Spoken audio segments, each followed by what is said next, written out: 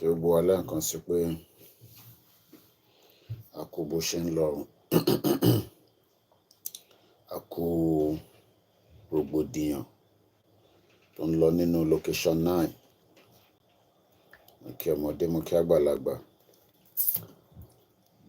ṣàjíire bí a kò gbogbo gbà àkókò má sọ wa fáwọn tí a gbàgbọ́ pé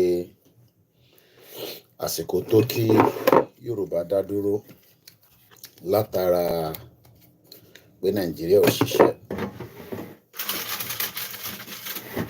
tó mú kí gbogbo alẹ́ hàn mo kí wa pé àlàáfíà ní gbogbo wa àlẹ́kù gbogbo gbà mo kí ẹbí Bishop Adésínà mo kí gbogbo wa pé káàárọ̀ àkùbó ṣe ń lọ nílé ló àkùbó ṣe ń lọ lọ́tún lósì àdélẹ̀ lè rí lágbára Ọlọ́run àní ṣe lásán Nàìjíríà ó ti wà ní crossroad àfẹn tó bá parọ́ fúnra wọn lókù. Happy Sunday o mo ti ń jẹ meat pie mi 5,000 naira lẹ́rìn yìí £2.50 ní mo rà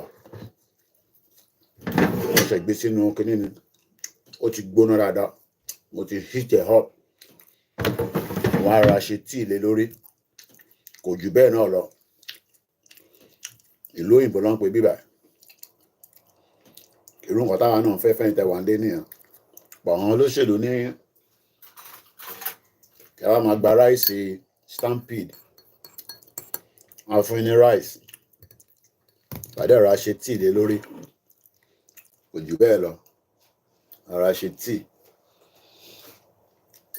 èmi ò lo ṣúgà sínú tíì mi aláìkí ṣúgà gbogbo tá à ń jẹ nílùú iná ṣúgà ni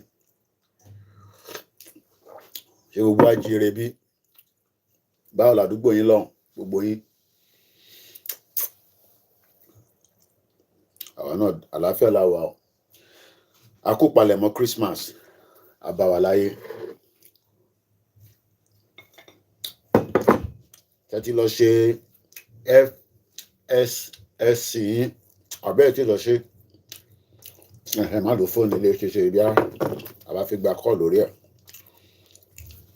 sí ní full broadcast o nǹkan ní kí n fi eléyìí kí n kàn fi warm up láàárọ̀ yìí ilé òun ṣe full broadcast Ngozi àwọn Biafra all hail Biafra mo kí àwọn arẹwà mo kí gbogbo ọmọ Nàìjíríà rere mo kí we are one Nigeria agree to now no problem ẹnu ẹni gbogbo àjọ wa no problem at all. It is well. Good morning, everybody. Àlàáfíà kí lè lè sọ yìí. How is the chicken and the àwọn tó máa ń yọ wá lẹ́nu àwọn troller làwọn ilé ìjà agbáwèrè dànù. Mo kí gbogbo alẹ́ nǹkan sí good morning. Happy Sunday. Happy Sunday o. Àlàáfíà yà wá. Àlàáfíà lèmi náà wà. Àlàáfíà làwọn ọmọ wà àlàáfíà ní grandma wà àlàáfíà lẹ́yìn náà wà ní Nàìjíríà àlàáfíà lẹ wà láfíríkà mo kẹ́yìn tá wà ní Ghana Côte d'Ivoire mo fi gbogbo àkó gbìyànjú the British weather kò ní sí snow ní London bóyá àwọn tó wà outside London ló máa rí white Christmas àwọn tó wà ní Canada àwọn Lady K àwọn ló máa rí white Christmas àwọn Lady K máa rí white Christmas àwa nísìn gbogbo ẹ̀ dry ni we are not likely to see any white Christmas mo kí gbogbo ẹ̀yin Muslim wa mo kí gbogbo ẹ̀yin àfà mo kí ní Ìlọrin wọn ní Ìlọrin kò ń ṣe dé fún oníṣẹ̀ṣe ẹni máa ń pa mí tí bá kàn gbogbo àwọn fídíò kọ̀ọ̀kan kálukú akọ̀ máa sọ tiẹ̀ lágbára. Poverty ti báyé Nàìjíríà jẹ́. Kò ń ṣẹjọ́ ẹ̀yin Nigerians o, ẹ̀yin àwọn olórí burúkú politicians, ẹ̀yin àwọn bomb bastard, àwọn olòṣì, àwọn ló sọ gbogbo wa di oníbàárà lórí social media. Ẹ máa tọ́jú, ẹ máa send account wa. Àwọn politicians yìí lò lórí burúkú. Ìpìlẹ̀ ká máa fún wọn lójoojúmọ́. Àwọn ló ń fi ìyà jẹ wá. Kí ni yóò gbóná dé náà? Àwọn Nàìjíríà nìyíra. Àwọn politicians yìí lẹ́ẹ̀kẹ́ máa fún lépè. Àwọn olòṣì. Bomb bastard. Bomb bastard. Àwọn ẹ̀kọ́ hit up there. Ẹ̀gbọ́n mi Tony, mo miss call yín. I saw it later. Ele on Sunday broadcast, so kitchen broadcast lele. Bá ti mú kíní tán mo padà lọ sókè mo lọ fẹ̀gbẹ́ lélẹ̀. Mo lọ relax sí. Tí màá rántí tí grandma mi kọ́ ní ọjọ́ kú lọ́jọ́ ìsinmi. Mo ṣe wá understand ẹ̀ nísìnyí. Mo kí grandma, ìyá mi Dúpẹ́ Agboola. Alájà Àyìnkẹ́, mo kí yín mà, assalamu alaikum. Mo kí gbogbo alẹ́ nǹkan sí.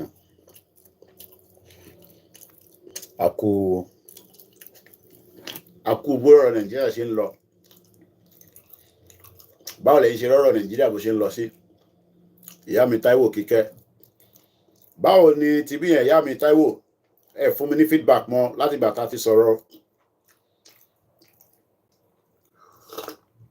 Ṣé gbogbo nǹkan ti níyanjú? Nàìjíríà pẹ̀lú intimidation.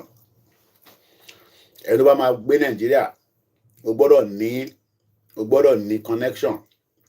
O gbọ́dọ̀ lówó tó pọ̀ lọ́wọ́. Bọ̀ nílùú òyìnbó, o ní the connection. O dẹ̀ ní owó. Ó gbóná wọlé nísìn. Tó bá ti kọjá àyà rẹ̀. Bó tó bá ti kọjá àyà rẹ̀, wà máa wáyà ọlọ́pàá àti government nílùú iná. Òwú bá ti kọjá àyà rẹ̀. Nípa ìdùn. Ìyàwó mi dẹ̀ náà wọ́n láìkẹ́. Ó dùn náà. Ìwádìí tó náà sọ pé ẹ mọ̀ fún àwọn obìnrin. So, Nigeria.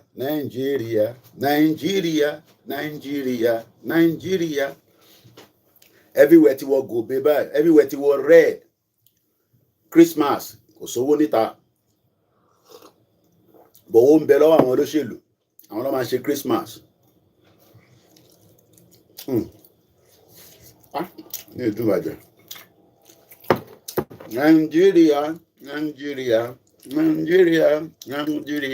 Nigeria. Happy Sunday, Mr. Larry Lamina. Mo kí mọ́mí wa Margaret Fọlákẹ́.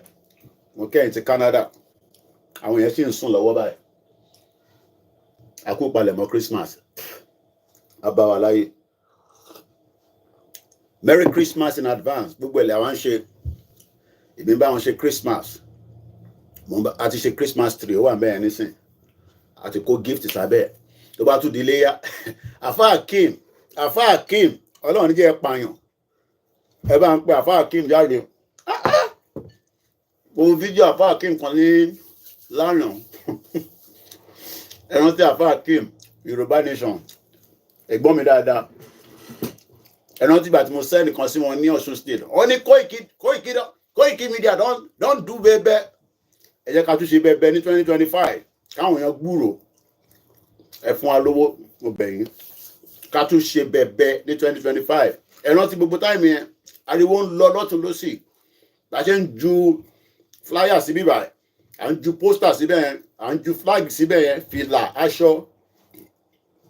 Yoruba Nation. Ó gbọ́dọ̀ ní. Mo kí Dr. Koka. Ẹ kúṣẹ́. Àwọn Yoruba Nation TV. Mo kí Sister Helen. Àṣírí kọ̀ọ̀kan Yorùbá Elédùmarè. Mo kí ẹ brother mi jàre. Mo kí ọgbọ̀n ẹ̀dẹ́wà nídìí ìrókò. Nigeria. Lady K ní Nigeria apani láyé. Ibi ò ṣe wá gbọ́ Yorùbá dáadáa báyìí. ó ní apanijayé ní Nàìjíríà. Àfáà Akeem wọ́n náà àwọn mùsùlùmí ló pọ̀ níbi tó lọ nìbàdàn níbi tí ìṣẹ̀lẹ̀ ti ṣẹlẹ̀ yẹn ọlọ́mọdé pààyàn. Wọ́n ní sọ́yìn invite muslim ni nígbà tí bí wà nílùú ṣé muslim ò ní lọ síbi tó ti ń pín oúnjẹ? Ìbéèrè ni o. Níbi tó ti ń pín oúnjẹ ọ̀fẹ́, mo kí ẹ brọ́dà mi ní gbogbo Hong Kong lágbára Elédùmarè wọn gbọ́dọ̀ dé Hong Kong yẹn, ìlú kan tí mo gbọ́dọ̀ bá. Àwọn Yorùbá pọ̀ ní Hong Kong, wọ́n ṣe end of the year party wọn ní last week kan ní Yorùbá community in Hong Kong. Kò síbi tí wọ́n yàn sí, àwa wà nínú ebi ń pa wá. Kí wọ́n fún yín jẹ, ṣe máa gbà lórí social media, ó yá ẹlanu Mr. Adébọ̀dé Waheed ẹlanu kẹ gédé ẹnu ẹ. Àjọjẹ ló dùn. Àwọn politician wọ́n fẹ́ jẹ́ ká jọ jẹ, àwọn nìkan fi máa dá jẹ. Kọ́ jí láàárọ̀, kọ́ mu mílíkì, kọ́ mu tíì. Bébí náà ṣe mu olówó ló mu tíì. Mo máa dé Hong Kong yẹn lágbára Ọlọ́run. Ìlú kan tí wọ́n sì mi ná dáadáa nìyẹn. Hong Kong ìlú dáadáa. Wàláì. Wọ́n wá sọ everybody di gbẹ̀wù dání ní Nàìjíríà. Àṣìṣẹ́ àrèrè. Banana country. And Nigeria is a zoo. Shut up. Stop calling Nigeria a zoo. Is that not where you were born? Yes. Is that not where you got your Nigerian passport? Yes. Is that not what where you live for a very long time? Yes. Gbàdá wá gbé níbẹ̀ ńkọ́. Iṣẹ́ wo ló ṣe fún wa? Zoo. Bàbá mi Kúnlé Ṣítà, ò gbúròó yín o. Gbogbo èèyàn tí ń kàn sí mi ẹ pè mí o. Mo fẹ́ gba donation tèmi náà lọ́wọ́. Ẹ̀yin kan máa pè síta ni, máa call you out. Torí èèyàn tí Koiki ní ẹ̀ẹ́dẹ̀ tí pè mí pé Koiki lẹ́yìn ọdún màá rí ẹ. Bàbá mi Kúnlé Ṣítà, tí bá ti ń pè àyín, tí bá ti ń pè bẹ́ẹ̀, mo call you out torí èmi náà ni mo tó bẹ́ẹ̀. Ọ̀fẹ́ ni bàbá yẹn, gbogbo banner tí mo ṣe pátá ní 2021 tẹ́ rò pé owó wà lọ́wọ́ mi. More than 1,000 banners wọ́n gba £1 lọ́wọ́ wa. Business ẹ̀ ní sin Nàìjíríà ti ṣe kí ni ó ti jẹ́ kó Nàìjíríà tó bá ń ṣàlàyé Nàìjíríà fún ẹ tó sún sẹ́yìn. Okay. Ẹ má ná gbogbo owó tán lọ́hùn, ẹ mọ̀ káwa náà nídòwó. Ọlọ́run bá ń sọ yín lásán yín padà. Gbogbo ẹ̀yin tẹ́ ń lọ́lé, mo bẹ̀ yín ẹ jọ̀ọ́ ẹ tẹ̀ díẹ̀ tẹ́ bá dọ̀hùn. Government ò wá anybody o. Èmi gan government ò wá mi. Mo ń ṣe terrorist. Èmi àti Tinubu ò ṣẹ̀. So Tinubu ò ní láti wá mi. Ẹ̀tọ́ mi ni mò ń sọ̀rọ̀ lórí, right mi ni. Àbí kílẹ̀ ni mo wí.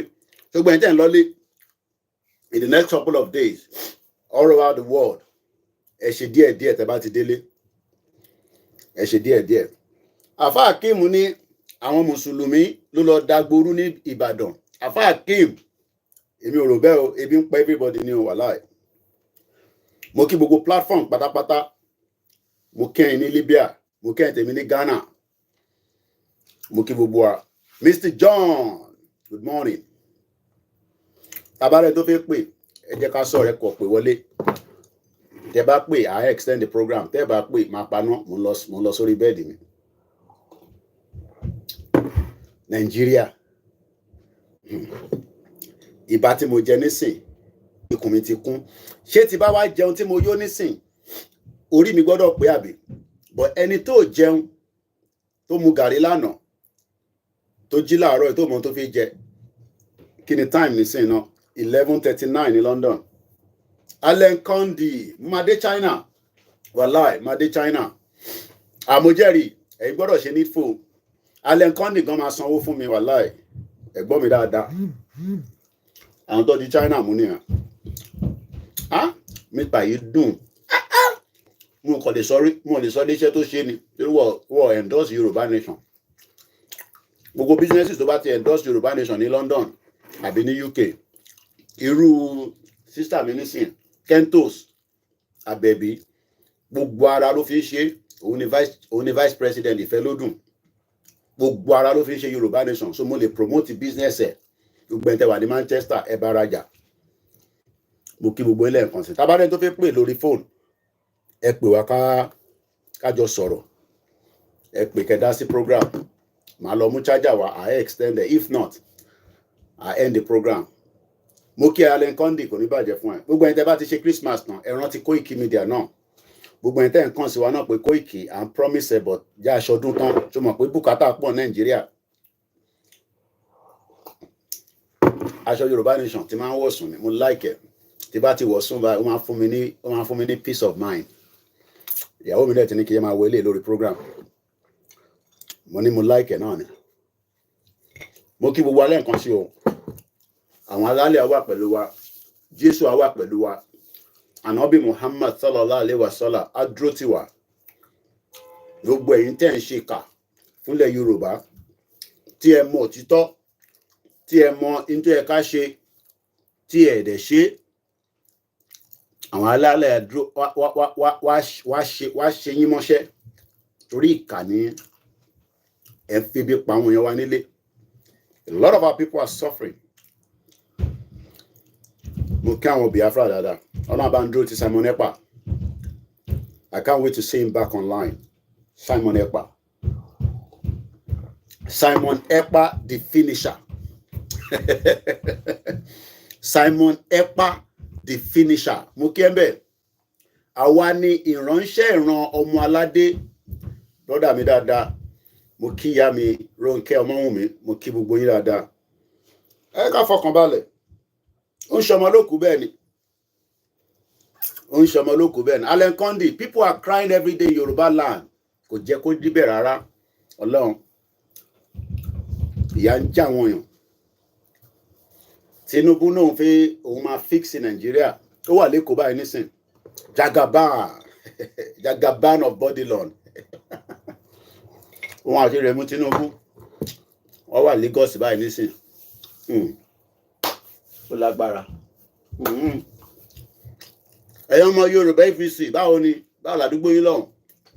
Ẹ̀yin ọmọ Yorùbá APC, báwo ló ṣe ń lọ? Ṣé ti ra adìyẹ? Ṣé ti ra petrol? Kálélé tó ń yọ wá lẹ́nu ká gba kúrò mi bàjáre. Àwọn troller ni wọ́n. Ẹ̀yin ọmọ Yorùbá APC, mo máa ń kí láàárọ̀ yìí. Àlàáfíà lẹ́wà. Báwo làdúgbò yín? Yorùbá APC. Ẹ̀yin Yorùbá APC. Tá ń sọ fún pé ọ̀nà àbáyọ tó kù ni pé kí Yorùbá kó dá dúró. Ẹni náà, ẹni Koiki. Lẹ́nu ẹ̀sán. Tinubu ni Jagaban. Jagaban. Ẹ̀yin ọmọ APC. Ṣé ti ra adìyẹ? Mo jẹ́rìí. Ayé ìgbà kan tí ọdún ṣe ń bọ̀ báyìí nísìn, àwọn èèyàn ti máa lọ raṣọ nílẹ̀ Yorùbá torí kò sọdún náà. A máa gé aṣọ, a máa bẹ̀rẹ̀ sí ń lọ ra rice, àwọn tó máa pẹran, àwọn tó máa ṣe this, tó máa ṣe that. Gbogbo ẹ̀ dá lọ páúpáú ni, kò sówó nígboro. Kí ni mo sọ? Kò sówó nígboro. Má jẹ mí pàyí tán, ó dùn fọ́ lórí. Wóró sí wóró, gbogbo ẹ̀yin ọmọ APC ní gbogbo ilẹ̀ Yorùbá, ẹ̀yin tẹ́ campaign fáwọn Tinubu ní 2023. Báwo ni Christmas ṣe ń bọ̀ lọ́dọ̀ yín? Èmi ò bú yín o. Politics náà la máa ṣe, bọ̀ kò ń ṣe nínú Nàìjíríà mọ́, kò work. Ẹ jẹ́ a ṣe politics nílẹ̀ Yorùbá in a new country with a new constitution with a new mindset. Tá bá ń bá ilé tá ń bá lọ ìràtìrátì ni. Sọ́nà àbáyọ náà. Láì kí nǹkan fúlẹ̀.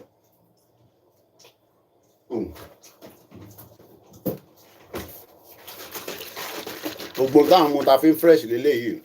Gbogbo tó ń pelé blue machine. Kí ló fi ṣe? Blueberry, goji berry àti blackcurrant. Wọ́n mix gbogbo ẹ̀ papọ̀. Ó ní vitamin C, ó ní vitamin B, ó ní vitamin B2, ó ní vitamin B6, ó ní vitamin E, ó ní protein, ó ní fibre, ó ní carbohydrate. Gbogbo ẹ̀ ló wà nínú bíbà. Ó fi máa bó ṣe rí. Yẹ mú proper glass cup kó lè rí bó ṣe máa rí nínú ilé.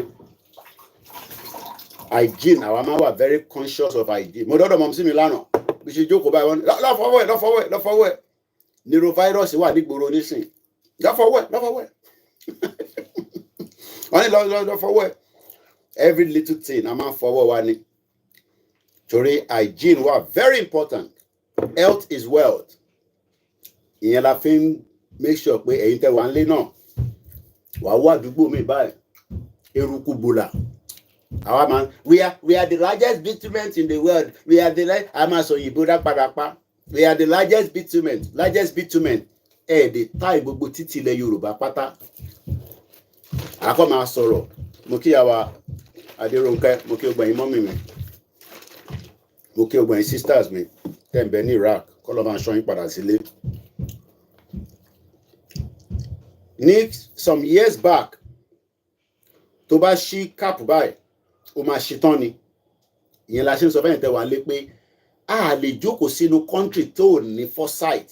Nàìjíríà kò ní foresight kankan. Ẹ̀yin ọ̀dọ́ la tó wá bá sọ̀rọ̀ láàárọ̀ ẹ̀. Some few years now, wọ́n wá bẹ̀rẹ̀ sí ń ṣe cap yẹn pé tó bá ti ṣí bottle báyìí, cap gbọ́dọ̀ dúró. Wọ́n instruct àwọn company pé because tó bá ṣí, tó bá jábọ́ sílẹ̀ lẹ̀, ibòmíì wa ò lè mu, ibòmíì wa ò lè má lè mu. Kò tó bá jábọ́ sílẹ̀ lẹ̀ níta nísìn ò lè mu. So kí ló wá bẹ̀rẹ̀ sí ń ṣe? Wọ́n bẹ̀rẹ̀ sí ń change gbogbo cap. Jẹ́ fi wọ̀n ẹ́. Ìyẹn la ṣe sórí pé the same thing ní bíbà ṣe pé cap yẹn ṣì wà lórí ẹ̀. Àwọn ọmọ Igbo, àwọn yẹn kàn ṣe fake drink ní gbogbo abáni. Ọlọ́run kó ṣàánú wa. Kidney problem. So you see, wọ́n bẹ̀rẹ̀ sí ń change gbogbo cap yẹn. So every drink nílùú ìnísìn tó bá ti ṣí cap rẹ̀ kò ní jábọ́ mọ́. Ó ti hold. These are why we are saying that àwa ò lè jókòó sínú analog country. Kẹwàá máa sọ fún wa pé Nàìjíríà máa dá. So the same thing, gbogbo drinks, àwọn tó wà nù drink mi mò ń kó jáde yòó sórí ilé náà apple juice. So tó bá ti ṣí, so ó ṣì hold, ó ṣì máa hold kò jábọ́. So that wàá lè lọ́kẹ̀ padà. Àwọn wà níbi after 64 years. After 64 years, àìtí rí electricity tó stable nílẹ̀ Yorùbá. Mo kí àwa Eunice, mo kí gbogbo àwọn kábíyèsí wa. So ṣorí bó ṣe ń lọ bẹ́ẹ̀. Ìyẹn ló ṣe gbọ́dọ̀ fi ṣúgà sínú tea. Because gbogbo àwọn ilé náà nísìn, wọ́n ní a bit of sugar nínú. So tea tí mo mú nísìn, mo fi ṣúgà sí. Torí pé tí bá tún fi ṣúgà sí, tí mo mú eléyìí, meat pie, gbogbo ẹ̀. O gbọ́dọ̀ máa lo ohun tó ń pè ní abèrè. You okay? You want to come to the kitchen? No. How are you? So abèrè mi lélẹ̀. Ó korò bàjẹ́. Torí gbogbo kìíní nísìn, ó jẹ́ ká fi sí capsule. Tá bá fi sínú capsule, a lè wá tà. So that a lè sọ fún àgbáyé pé àwa náà náwọn a ní Yoruba tradomedical. But you cannot run all these in Nigeria because Nigeria ń tẹ̀ wá pamọ́lẹ̀. Abèrè nísìn is $1 trillion business. Àwọn ní láti ẹ̀yin máa ṣe Koikimedia máa bá yín polówó ẹ̀ in large scale. A máa polówó, àwọn èèyàn máa rà wùtùwùtù.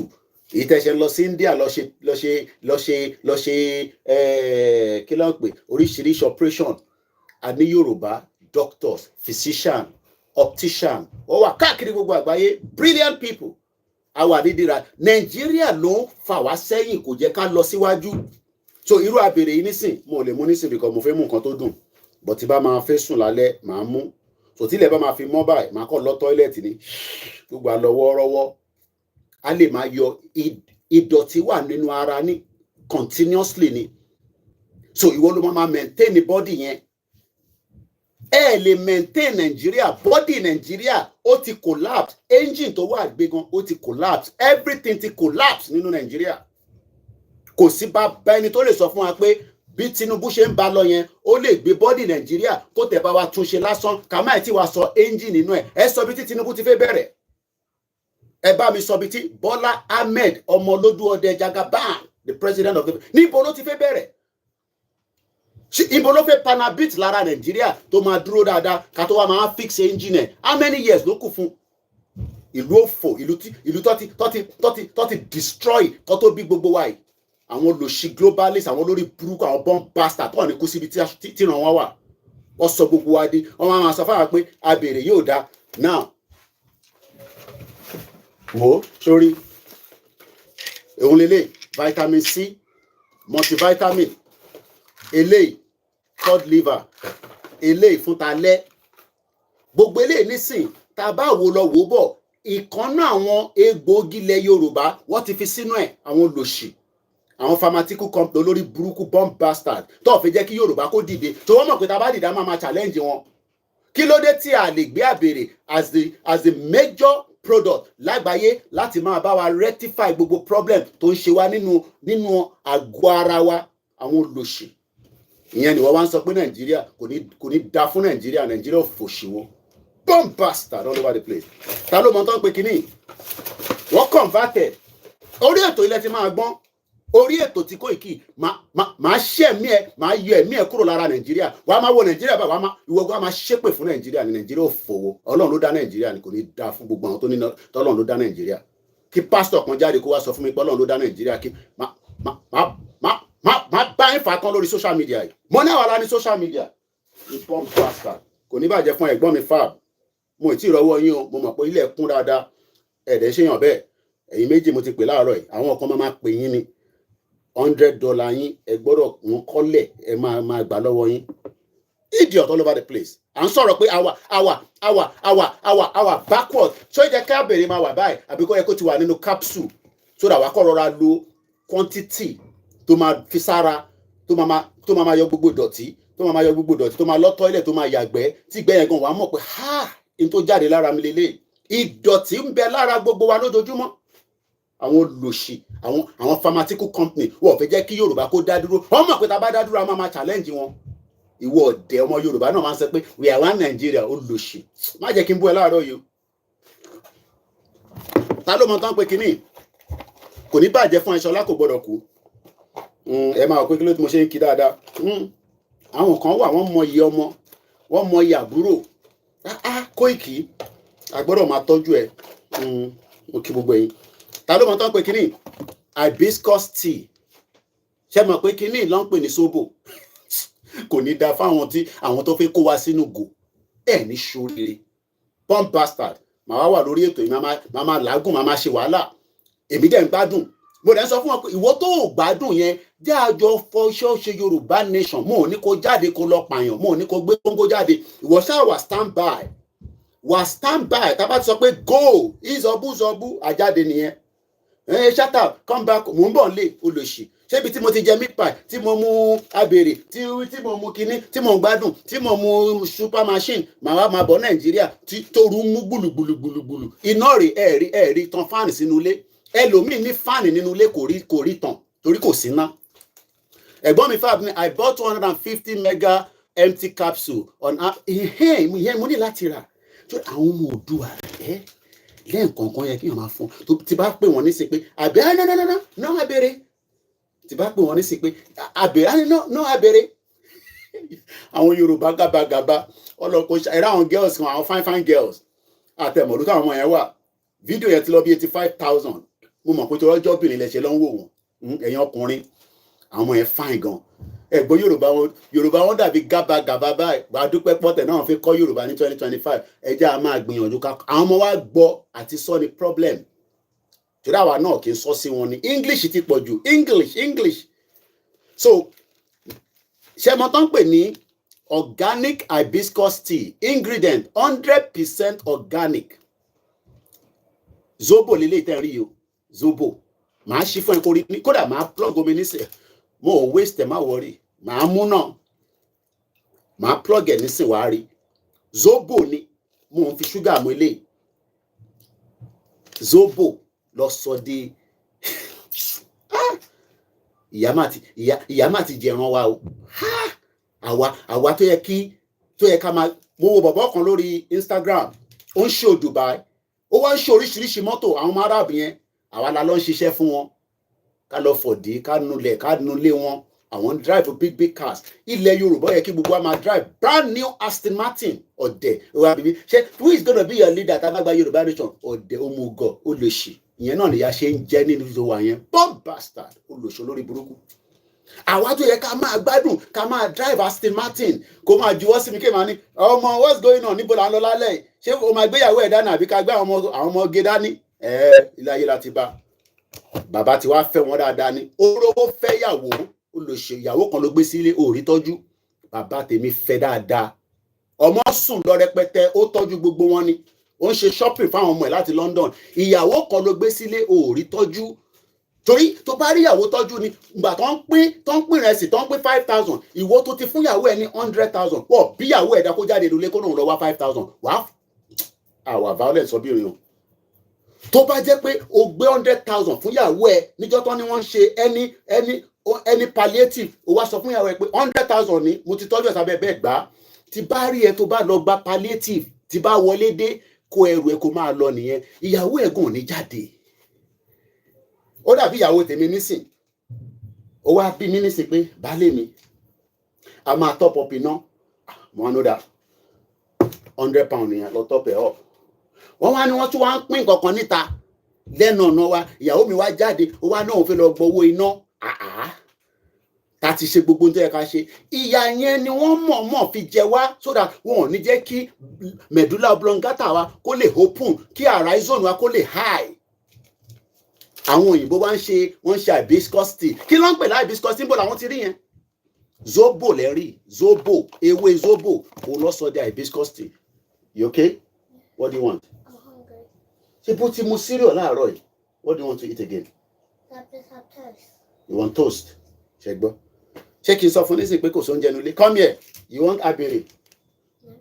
you don't want abere you don't want abere you just a little bit capsule a máa rà fún yín ẹ máa mú abèrè ní 2025 ṣé gbọ́ mo ní ṣó fẹ́ abèrè ó ní náà but tí bá ti ra empty capsule bẹ́ẹ̀ gbọ́n mi ṣe sọ yẹn màá wá rọ́ sínú ẹ̀ mọ̀mísí mi náà ti sọ fún mi tẹ́lẹ̀ pé bá ṣe máa ṣe fáwọn ọmọ yẹn nìyẹn so tó bá ti mú báyìí ìdọ̀tí ara wọn náà máa jáde ẹ jẹ́ n bá ṣe toast ó náà fẹ́ toast owó ọmọ tó ń pè toast bread lórí kò sí nǹkan tó fi ń ṣe advertisement nílùú yìí UK àwọn ló ní síá lọ́wọ́ torí búrẹ́dì torí wọ́n ti kọ Merry Christmas lára àwọn ló ní síá lọ́wọ́ ṣòkò tó mú búrẹ́dì yẹn pẹ̀lú gbogbo owó tí mo ti fọ̀n pa kọ́kọ́ fọwọ́ náà wàá fọwọ́ ẹ̀ náà torí pé n tó máa lọ sínú èèyàn ìdọ̀tí ní ọwọ́ yìí gbogbo tí mo mú yìí náà germs ni so kí ni máa kọ́kọ́ ṣe máa kọ́kọ́ gbé ẹyin pálí ẹyin tá a máa ń rà ní mo sọ fún ẹ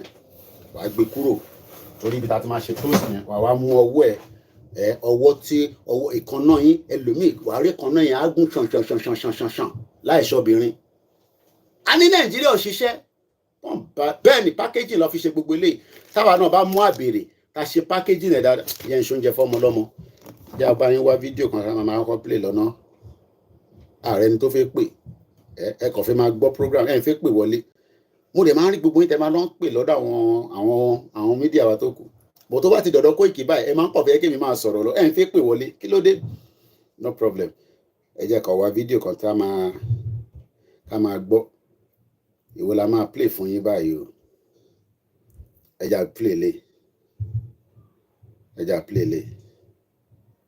ẹ já increase volume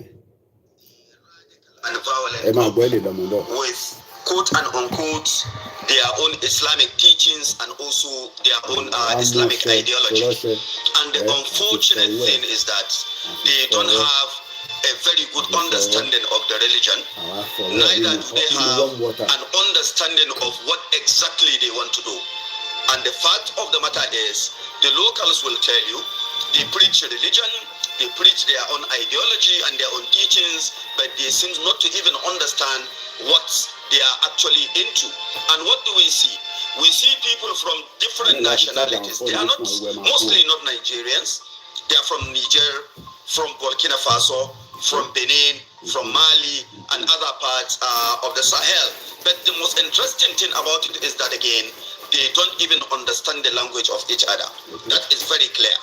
And in some part of Sokoto where they operate, in these local government areas that I'm going to mention, around Ilela, around Tangaza, Godu, Bale, Benji, Silami, down to some part of KB, particularly in Kangiwa, in Augi, and as we speak today, they are in some part of Argungu local government area.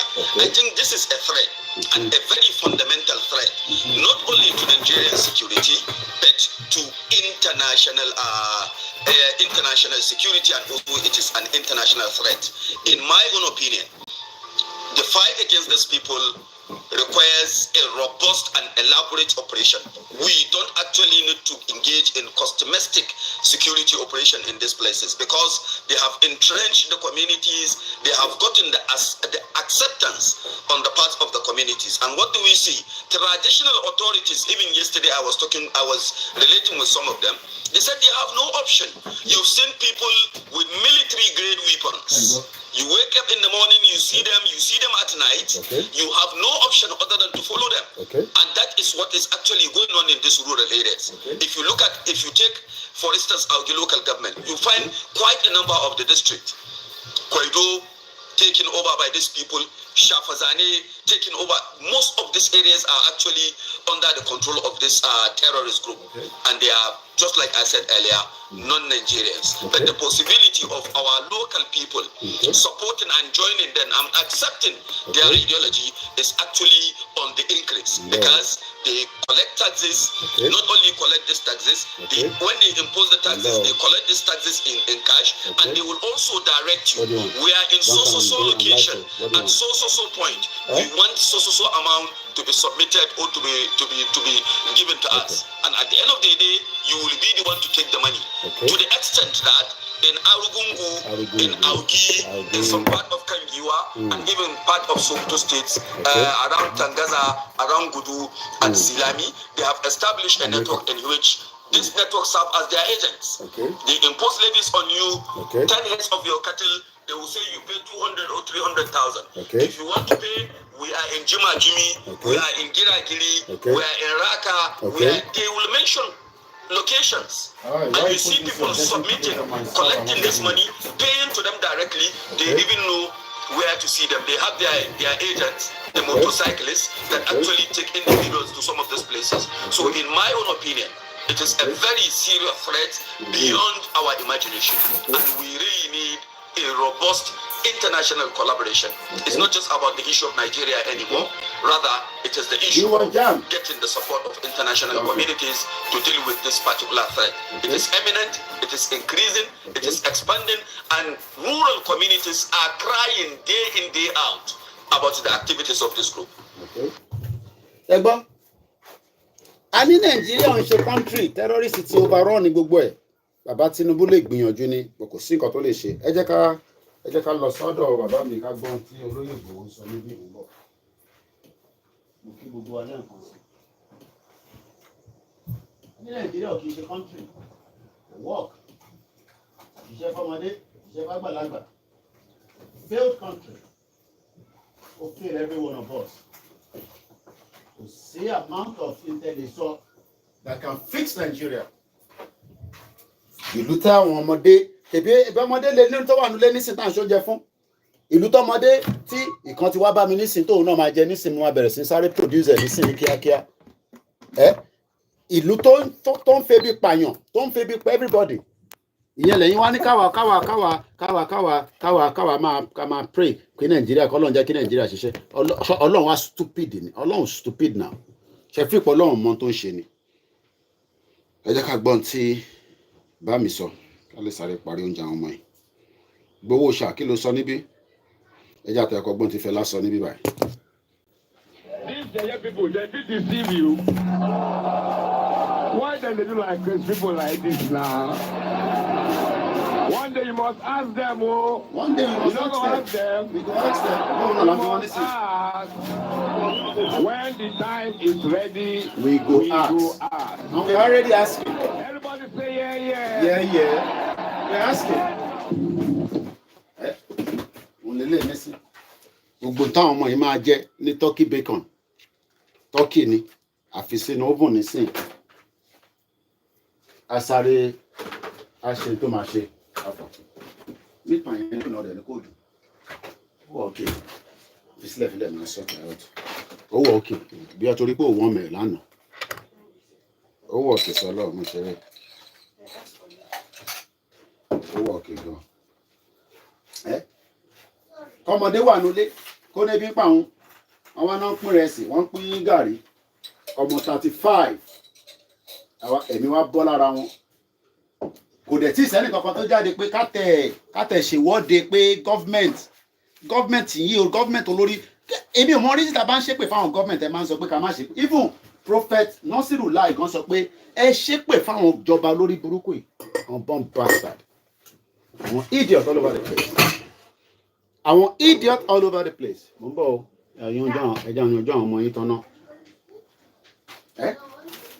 ìbóúnjẹ là ń ṣe fáwọn ọmọ inú léèdí sí oúnjẹ tó fẹ́ jẹ là ń ṣe fún wọn kébi má bàa pa wọn kú torí ebi ló ń pààyàn kù tó bá jẹ ebi máa pẹ́ ni call your brother to sit down and eat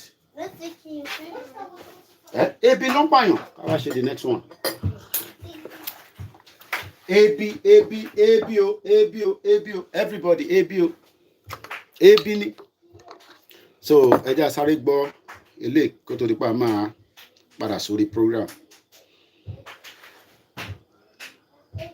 tó lóye ìdùnnú fẹ́ ká gbọ́ ṣèbẹ́ ní ẹ fẹ́ràn ẹ̀ ni òun náà la máa place ti gbogbo wọn.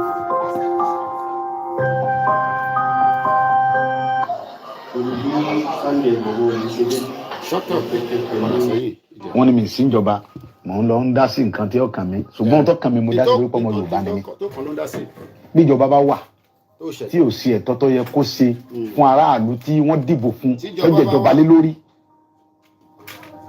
tíjọba bá wà tí ààbò bá sí fún aráàlú tó olóòṣèjọba lé lórí aráàlú dìde fúnra ẹ̀. ètò fàjà nìyẹn tó fi ń wá ìgbòho tó fi pẹ̀ ní ẹ̀ tó jẹ́ kó wálé mọ́ báyìí tó jẹ́ tó ń gbé ní ẹ́ksà iná àwọn kan lẹ́ ń dùn pé gbòho wà nínú ẹ́ksà àbí bẹ́ẹ̀ kọ́ inú yín dùn ẹ má bínú ẹ̀dá wà níbẹ̀ ti gbàgbéra mi ní kámẹ́rà yẹn padà. kì í ṣe pé mo pàṣẹ àbí mo dédé pàṣẹ àbí mo kàn. àbàtì olórí burúkú bambasta ó wá látọkàn mi. àbàtì nǹkan tó fa ọ̀rọ̀ yìí ni pé ẹ̀yin náà wò láti bí ijọ́ mélòó kan sìn bí ọ̀sẹ̀ bíi méjì sìn nípa ọ̀rọ̀ àwọn Fúlàní tó wà ní gbogbo Ìbàràpá. kí ló ṣe àwọn Fúlàní bá mi. ẹ wo dókítà wa Dr. Fatai. Aborode. PhD doctor ọmọ Yorùbá. ó kàwé tó gboyè ó wà lọ sílùú òyìnbó ní àìníye ọdún kọlọ after many years labroad. ó wá dé okòwòdé ó wá lọ lu bàbá ẹ̀ ní gangan olórí burúkú Fúlàní wá ní ká dákẹ́ ó dá oko àgbàdo ẹ̀gẹ́ iṣu oríṣiríṣi nǹkan ó dẹ̀ gbà ọmọ wa ní gangan bẹ́ẹ̀ náà síbẹ̀ rẹpẹtẹ tán bá ṣiṣẹ́ Fúlàní wá jẹ oko ó wá gbéra láti lọ bá àwọn Fúlàní yìí sọ̀rọ̀ láti lọ bá Sẹ́ríkì Fúlàní pé ẹ wá wo ohun tí àwọn ọmọ yín ṣe lórí oko mi kò yẹ kó rí báyìí lórí ilẹ̀ bàbá mi wọ́n dẹ̀ dé lókun bẹ́ẹ̀ náà wọ́n dẹ̀ sàpà àìmọye yẹn bẹ́ẹ̀ tá a lè múrúkọ wọn wọ́n dé lókun wọ́n dẹ̀ sàpà wọ́n pa wọ́n wọ́n jí àwọn kan gbé ẹni tó bá gbowó tó kéré lọ́wọ́ rẹ̀ wọ́n gba 7 million wọ́n gba 10 million wọ́n gba 11 million lórí ilẹ̀ bàbá wa ọ̀rọ̀ yìí dùn mí ó gbà lọ́kàn jẹ́ pé tá a bá torí pé tó Ọlọ́run gbà fáwa àwa ará àwọn ọmọ tí tẹ̀lé wa tó ń ṣàbò fún wa àwọn tí ò. Ọlọ́run gbà fóun èèyàn mélòó ni ó lè máa kó àwọn èèyàn lọ bí olóyè ṣe ń kó wọn káàkiri yẹn bó o tẹ̀tù wá kó yàn 1 million Fúlàní ò lè dá dúró kò ń ṣe tẹnu kò ń ṣe tẹ òun nìkan fúnra rẹ̀ wọ̀ lè dá dúró kọ́kọ́ gbogbo machine gun ni wọn kọ́kọ́ kọlu olóyè pé who be this park there nílẹ̀ bàbá wa àwọn olè ń bá sọ̀rọ̀ park there báwo fíìmù máa ṣẹlẹ̀ ń bẹ̀ yẹn fíìmù ó máa ṣẹlẹ̀ bọ̀ ṣé mi àti ẹ nírú fíìmù yẹn lọ́wọ́ kò sáàbò mo kí gbogbo ẹ̀yin tẹ̀ ń darapọ̀ mọ́ wa kò sí ààbò ẹ̀dẹ̀ ní ká dákẹ́ Tinubu ti wà lórí oyè for 18 months insecurity is still occurring January ọdún yìí lọ bọ́ǹbù Ìbàdàn gbogbo àná la gbọ́ àbí bẹ́ẹ̀ kọ́ ẹja gbọ́n tó lóye sọ ẹja tún rí wáìnì tó olóyè bá ń sọ̀rọ̀ ẹ farabalẹ̀ kẹ́ máa mú pọ́ìntì nínú ẹ̀ ẹni tí Ọlọ́run fún wa ní wákàtí yìí ni a gbà fún Jésù a gbà fún Muhammad a gbà fún ṣẹ̀ṣe a gbà fún olóyè a gbà fún tọ́yányán ni gbogbo ẹni tó bá sọ̀rọ̀ ẹ̀ pátá a máa àtàkì yín ni mo kí àmì ìdúpọ̀ agboola a máa àtàkì yín ni lórí mídíà yìí àwa la ní mídíà lọ́wọ́ yìí social media ni pump pastor gbóhùn sókè bàbá mi. wọ́n ní mi síjọba mò ń lọ ń dá sí nǹkan tí ó kàn mí ṣùgbọ́n tó kàn mí mo dá sí torí pé ọmọ Yorùbá ni mí. ọmọ Yorùbá kọ́ ni. bí ìjọba bá wà yóò jẹ tọ́. tí ò sí ẹ̀tọ́ tó yẹ kó ṣe fún aráàlú tí wọ́n dìbò fún tó jẹ́ ìjọba lé lórí. ìjọba bá wà. tíjọba bá wà. ìjọba bá wà. tí ààbò bá sí fún aráàlú tó olóyè ìjọba lé lórí aráàlú dìde fúnra ẹ̀. ẹ máa dìde agbọ́dọ̀ dìde.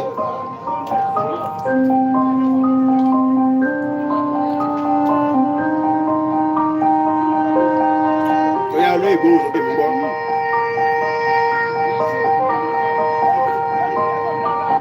kì í ṣe pé mo pàṣẹ àbí mo dédé pàṣẹ àbí mo bàbá mi Moses sọ kan Pius tí ó wá látọkàn mi. ok nǹkan tó fa ọ̀rọ̀ yìí ni pé ẹni ìwé láti bí ijọ́ mélòó kan sìn bí ẹ bá ẹsẹ̀ ń gbèrú bẹ́ẹ̀ náà bàtì kó wá gbọ́. nípa ọ̀rọ̀ àwọn Fúlàní ok tó wà ní gbogbo Ìbàràpá. ok ẹ wo dókítà wa dókítà Fatai Aborode PhD doctor kò ń ṣe ìtọ́fowóra o PhD doctor tó kàwé tó kàwé tó ó kàwé ó gboyè tó ó pọ̀ wá lọ sílùú òyìnbó ó wá ní kó wá ẹ̀yìn láti ọdún Germany kó lọ ṣiṣẹ́ yẹn lọ dá oko mechanized farming ó yá ó wá dé ó kówó dé kí ló wá ṣẹlẹ̀ bàbá ó wá lọ lu bàbá ẹ̀ ó lọ lu bàbá ẹ̀ ní Gàngán ó dá oko ó dá oko pa ó gbà àwọn èèyàn rẹpẹtẹ ó ní ẹ wá bá wọn ṣiṣẹ́ ẹ̀gẹ́ àbí iṣu oríṣiríṣi nǹkan soya beans ó dẹ̀ gba ọmọ ó gba àwọn ọmọ àdúgbò yẹn pé kọ́ má bàa máa fa collude kọ́ lè máa ríṣẹ́ ṣe síbẹ̀ rẹpẹtẹ èmi dé gọ̀gán pẹ̀lú olóyè Ìgbòho mo rí bàbá Aborode ìlà kan náà lọ́jọ́ Fúlàní ṣe kí ni bàmí ẹni sùúrù ẹ má ti sọ̀rọ̀ àwọn Fúlàní sọ̀rọ̀ bàmí ẹni sùúrù ẹjọ́ ẹni ó dá oko láti jẹ́ pé kíyà má jà àwọn èèyàn kọ́ má lọ máa wá 5,000 ebi ń pa wá o tó máa di pé ó mẹ̀mí lọ rẹpẹtẹ àbí bẹ́ẹ̀ kọ́ ó wá dá oko tán ṣẹ̀rí pé àwọn ìjọba lórí burúkú tẹ àwọn olùṣètò ká máa fún lépè lójoojúmọ́ èèyàn dá oko ẹ̀ fún ní security ẹ̀ fún lówó tó fi dá okòwò ó ralẹ̀ ó employ indigene pé kọ́ máa ṣiṣẹ́ kọ́ má bàa lọ máa jalè Fúlàní wá jẹ oko ẹ̀ tó bá dẹ̀ jẹ oko yẹn kí ló yẹ kíyàn ṣe nígbà tó yàn mọ̀ pé olórí wọn wà níbẹ̀ jẹ́ ẹ̀ ń lọ yọjú sí olórí wọn ẹ̀ wá ní olóyè is a terrorist bàbá ẹ̀ ò ní ṣoríire tó bá sọ pé olóyè is a terrorist bàbá ẹ̀ ni mo sọ ẹ̀ ní ṣoríire èèyàn máa lè ẹ̀yin ọmọ tẹ wà lórí TikTok olóyè ń sọ̀rọ̀ ẹ̀yin náà ń sọ̀rọ̀ ta ni bàbá yín idiot all over the place ẹ̀yin tó ti lọ́ọ̀kì gbogbo tó ti lọ́ọ̀kì ẹ̀pọ̀n yín tó ti lọ́ọ̀kì gbogbo sàlẹ̀ yín tẹ́ ẹ̀ lè ronú ọmọ olóyè wọ̀ sí ní Nàìjíríà Fúlàní ò lè jí gbé Fúlàní ò lè jí gbé gọ̀tí Fúlàní máa jí gbé kọ́kọ́ láti lọ sí Germany àbí kó lọ báyìí tó wà ní Canada kò dẹ̀ possible torí àwọn Canadian wọ́n ní security Tinubu fún wa ní security please we are begging President Bola Tinubu ẹ fún wa ní security fúnlẹ̀ Yorùbá ó tẹ̀ jẹ́ kárí impact pé Tinubu Yorùbá ni àti ìyẹn tẹ̀ ń fọ́ mi lórí ṣé Tinubu náà tún jẹ́ ọmọ Ìgbò ni ìbùkún tẹ̀ tí ó pẹ́ ọmọ Ìgbò lèmi náà ìyẹn olóṣì bomb bastard all over the place oúnjẹ lèmi ṣe fáwọn ọmọ mi bíbá ebi ò lè pa wọ́n nínú ilé yìí a jẹ́ pé mi àti ìyá wọn àmọ́ tá à ń ṣe nínú ilé yìí nìyẹn tẹ́bi bá pa àwọn ọmọ yìí àwa ò mọ tá à ń ṣe nìyẹn ó bẹ́tà kí n stop gbogbo tí mo ṣe lórí social media kí n lọ wá iṣẹ́ cleaning láti fi tọ́jú àwọn ọmọ mi idiot all over the place ẹ̀ ní ṣoríire ẹnu ẹni gbogbo àjọwà mo ní èmi ni máa yọ Nàìjíríà kúrò lẹ́mìí èmi ni last man standing nínú movement yìí a ṣẹ̀ṣẹ̀ bẹ̀rẹ̀ ni olóyè gbóhùnsókè idiot all over the place. láti lọ bá Sẹ́ríkì Fúlàní pé ẹ wá wo ohun tí àwọn ọmọ yín ṣe lórí oko mi kò yẹ kó rí báyìí lórí ilẹ̀ bàbá mi lórí ilẹ̀ bàbá mi wọ́n dẹ̀ dé lókun bẹ́ẹ̀ náà wọ́n dẹ̀ sapa àìmọye yẹn bẹ́ẹ̀ tá a lè morúkọ wọn làwọn Fúlàní yìí bẹ́ lórí tí wọ́n pa wọ́n jí àwọn kan gbé ẹni tí wọ́n bá gbowó tó kéré lọ́wọ́ rẹ̀ wọ́n gba 7 million wọ́n gba 10 million wọ́n gba 11 million lórí ilẹ̀ bàbá wa ọ̀rọ̀ yẹn kò ní ó bá lọ́kàn jẹ́ pé tá a bá torí pé tó Ọlọ́run gbà fáwa àwọn ará ọmọ tí ń tẹ̀lé wa tó ń ṣààbò fún wa àwọn tí ò lẹ́rìí tó tẹ̀lé wọn kọ́ ìdí nìyí tó mú mi lọ síbẹ̀ yẹn. èmi gbé pẹ̀lú ẹ̀nu lé ni àwọn èèyàn ó lè pa gidi kókò náà fẹ́ wọnú ilé olóyè àwọn èèyàn máa ń pè mí ni pé Koiki mo ti wá ń tà wọ́n jẹ́ kẹ́ wọlé ẹ lè wọlé o àwọn èèyàn wà ń tà ọlọ́ba ń foríjì àdògán ẹ bá ń ṣàmì kúlú Allah mẹ́ta fún àdògán kúlú Allah mẹ́ta fún Alhaji Fatai ẹ ní sórí rẹ̀ yìí Fúlàní ẹ wọlé ẹ pọ̀ díndín èèyàn sínú ilé ṣẹ́yìn ọmọ pain tí Ìgbòho ṣì ń fíl lórí àwọn méjì tó pa sínú ilé yẹn tó bá ní kó ṣe fíìmù níjọ́ yẹn Ìgbòho tó bẹ́ẹ̀ ojú bẹ́ẹ̀ lọ gbogbo ọmọ Yorùbá náà ló sọ pé mọ̀jàmọ̀sá la fi máa akíkanjú tó bá mọ̀ jà tó bá mọ̀ sá lásìkò wàá bá ogun yẹn lọ ni ẹ wá expect pé kí pain yẹn kó kúrò lára olóyè ẹ pààyàn méjì sínú ilé ó yẹ kó ṣe fíìmù níjọ́ yẹn ni oyè yẹn àwọn tẹ́lẹ̀ mọ̀ sọ ó yẹ ká ṣe fíìmù níjọ́ yẹn ni but olóyè ń wo àwọn tó kù tó wà nulẹ̀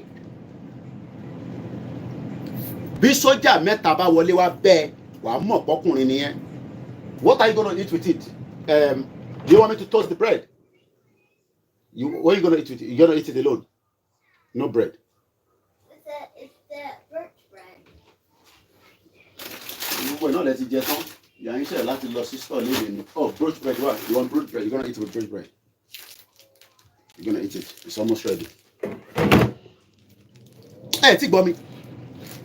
Ó yẹ kí olóyè ṣe fíìmù fún wọn níjọ́ yẹn ni bọ̀ tó bá ṣe fíìmù fún wọn Buhari máa declare olóyè pé ó pa sójà àwa mọ gbogbo géèmì yẹn ẹni yẹn Koiki bodi wọ́n wà níjọ́ yẹn ó sí inú ilé ní olùṣèṣè bí lédi kí wà nù ilé tèmi bá wà nù ilé kí ló máa ṣe máa pa mí ni tá bá pa mí wà máa rí broadcast wò lẹ́nu ọ̀dẹ̀ no ṣé tó bá pa èmi náà níjọ́ yẹn ìwà ṣì máa gbọ́ broadcast lẹ́nu Koikimedia àwọn tó kọ a máa sọ bọ̀ kò lè dàbí mo lé mi ní last man standing yín lórí ìrìnàjò yìí èmi ni máa yọ Nàìjíríà kúrò lẹ́mìí ẹ̀ in táwọn tó kù ò lè sọ èmi á máa sọ mo tó bẹ́ẹ̀ mo jù bẹ́ẹ̀ lọ organization ni kò tí ì sí àgbáyé náà humanity must be fought for gbogbo tá a bá sọ aṣọ gbé ẹni tó bá tẹ́ lọ́rùn kó lọ sí London Bridge kó lọ jábọ́ sínú omi kó kú dànù ẹni ṣoríire ẹ̀yin ìka ẹ̀yin ọ̀bàyé jẹ́ mo kí ẹ triple DRS ẹ̀gbọ́n mi mo ti rọ́wọ́ ẹ ẹ̀yin ọ̀bàyé jẹ́ ẹ̀yin ìka ẹ̀ náà pínyàn kan ń pè wá abẹ́fẹ́ mi rí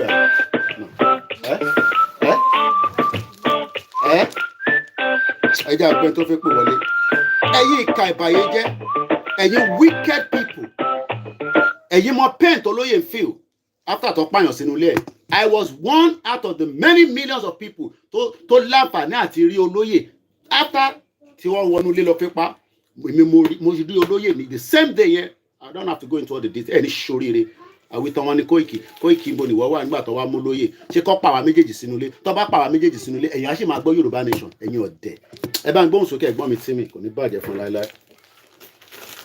ẹ kú iṣẹ́ náà. àwa ni ẹ sà.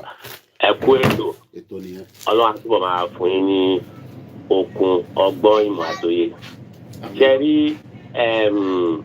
àwọn tó kú ní ilé olóyè Ìgbòho níjọ́ yẹn ó yẹ kí Yorùbá ilẹ̀ Yorùbá ká máa ṣe remembrance day ní ọjọ́ yẹn ni fún wọn láyé máa fi parẹ́ torí ìjà gbogbo ọmọ Odùduwà Yorùbá ikú wọn làwọn tó kú yẹn kú níjọ́ náà honestly yes ṣé ẹ mọ̀ wípé kì í ṣe èyí náà ti ń ṣe nǹkan tó máa ń ṣe tó ń ṣe lẹ́nujọ́ mẹ́ta tí ó ń gbẹ̀mí àwọn èèyàn lọ yìí ṣáàṣì ìbèrè. ẹ ká máa wọ pálọ̀ lọ díẹ̀díẹ̀ ẹ máa sọ ẹgbẹ́ mi. ìyàn ti mú farming ti wà there is a farming in the land. ẹ jẹ́ ká lọ sí pálọ̀. all those àwọn àgbẹ̀ tí wọ́n ń pa lóko táwọn Fúlàní ń pa lóko táwọn herdsmen tó ń pa lóko tí àkàkú yẹn ìrìsọ́ọ̀tẹ̀ là ń rí yẹn there is farming in the land ìyàn ti mú it's getting worse and worse and worse. bẹ́ẹ̀ni. àwọn àgbẹ̀ ò lè lọ sóko. níbo ló ti fẹ́ lọ oko kẹ. ṣùgbọ́n tẹ bá ń sọ fáwọn èèyàn wa torí pé ìgboro làwọn ń gbé àwọn yẹn kèbí inú oko náà ti ń pa wọ́n wá gbòòrò táwọn tó wà nínú oko yẹn wọ́n ṣèyàn. kò sí ìtọ́kọ̀ wọn pẹ̀lú yẹn kò sí ìtọ́kọ̀ wọn pẹ̀lú yẹn gbọ́n mi farmers ní Nàìjíríà. Ìgbọ́n lèmi ṣe ń pa everybody báyìí nísìn. Ibi ọlọ́mọ ìkébí pé ẹ̀pà wá pa. Mo gbádùn yẹn ẹ̀gbọ́n mi ẹ̀gbọ́n sókè. Fámì ní nǹkan tó ń ṣẹlẹ̀ nìyẹn. Ìyàn ló ń mú fámì ní. Òun ni a ṣe ń rí sáǹpì táàrí. Ókè akọ́kọ́ rò pé Ìbàdàn nìkan ni. Àtúwárí Tanambra. Ó tún ṣẹlẹ̀ l'Abuja. Àtúrí Tanambra. Ó tún ṣẹlẹ̀ l'Abuja. So there's famine in the land. So there were very our IMF and the World Bank. It's shame on them. Very shameful. Shame on them. Shame on them. Everyone got to shame. What happened within a couple of days? Láàrin ìjọ méjì síra wọn ní Ìbàdàn, Abuja àti Anambra. Shame on them. Our World Bank àti IMF. Ruben Abatiye is part of them. Benny is an idiot. Òun tẹ́ bá gbogbo interview tí bàbá ṣe, bàbá òfin ní bàbá wà ahead of him. Bàbá òfin láyè. Bàbá short ẹ̀ down ni. Bẹ́ẹ̀ni àwọn ìbéèrè ìjà àgbàlagbà ló fi máa bẹ̀rẹ̀. Bẹ́ẹ̀ni. Kí nǹkan bàjẹ́, àwọn tó wá ń fi ẹ̀mí wọn lélẹ̀ ẹ̀dẹ̀ bẹ̀rẹ̀ sí ní condemn wọn. Ẹ wọ̀rọ̀ tí ọmọ Fẹlá náà ń sọ ní ìjọ kan. Ó ní MI5 ló ń sponsor Ìgbòho, olóyè Ìgbòho àti Nnamdi Kanu. Nǹkan tó jẹ́ tí ó bí sọ̀tọ̀ tó ń sọ wípé. Ṣèbóun wá ń kọrin ní Europe, ọmọ Fẹlá, ṣèbóun wá sí Europe. Ó ń pawó náà, ó ń pawó. Ó ń wá sí Europe tó mẹ́kọ̀ owó rẹpẹtẹ. Ìjọ tó ti gbọ́lọ́pàá létí ẹ ní ògo ẹ ti tán, ọ̀rọ̀ ti dùn lẹ́nu ẹ̀ mọ́. Idiot all over the place. Because ọ̀rọ̀ tó ń sọ ń sìn ó fi negotiate case yẹn ni. Kọ́ lè bá sọ pé òun náà ó ti endorse wọn indirectly. It's now backing up the government. Oh yes, nǹkan ṣe nìyẹn. Lórí case. The sympathy of the government. Àwọn ọ̀dẹ̀ ní sympathy government. Ìtàbá ti sọ aṣọ náà nìyẹn. Báwo ni ó ṣe ní ẹni tó bá ní làákàyè ṣe máa condemn irú àwọn Ìgbòho yẹn? Àwọn tó fẹ̀mí wọn lélẹ̀ tó fi ilé àti ọ̀nà wọn sílẹ̀. Kò sí ìtò kan. Ìkànnì sẹ́ẹ̀ ọmọ Fẹlá. Ìkànnì. Ntí bàbá ò ṣe. Ìyàn ti mú nílùú. Tó ń ṣe kékeré. Poverty all over the place. There's a famine in the land. Tó ń ṣe kékeré ẹ̀gbọ́n mi. Wàláì.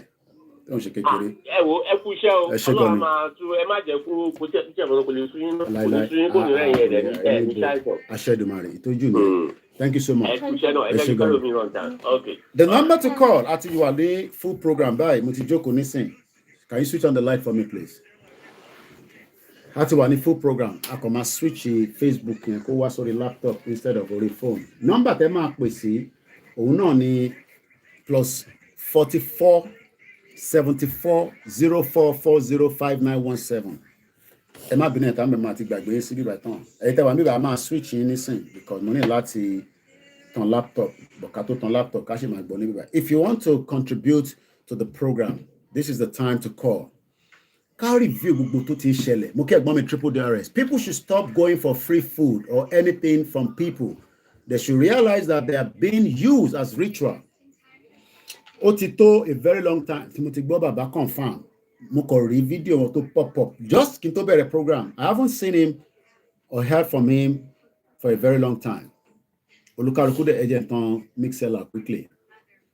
Olúkálùkù dẹ̀ ló ní reason tó ṣe back out. Ọ̀nà ní jẹ́ káwa rí táwa máa fi sọ pé a fi back out kúrò nínú Yorùbá nation tàgbé dání. Whatever it is, we will complete this task. That's schedule. Whatever it is, ni mo sọ, no matter how, we will complete this task. It's a task that will be completed and it will be completed in our lifetime. Gbogbo tó bá dẹ̀ sọ pé ní ṣe Yorùbá nation mọ́, Ọlọ́run ní jẹ́ kí ó ṣe sàkánì tọ̀dọ̀ tiwa. Ẹ bá ń ṣàmì. So I saw his video this morning and he talked about Ìbàdàn pé wọ́n ti fẹ́ nǹkan sínú atẹ́gùn ni. Ọmọ Yorùbá ni gbogbo wa náà la mọ̀ bó ṣe ń lọ. Whether you believe it or not is not the case. Ẹ má bínú Ògúnmọ́lá, the mixlr is live now. Torí kitchen lẹ́ẹ̀kan yẹn, because mo fẹ́ gbé gbogbo nǹkan wọnú kitchen yẹn. But we are back on the full broadcast now. I'm going to switch to Facebook. Mo kí wọn team wa. Mo dey in charge our phones and so that come on lọ. Mo kí ẹ̀yin lórí Instagram. Mo kí gbogbo ọmọ Yorùbá. Ọlọ́run ní jẹ́ ká wá jọra wa lójú mo máa ń sọ. sitting on the broadcast for me to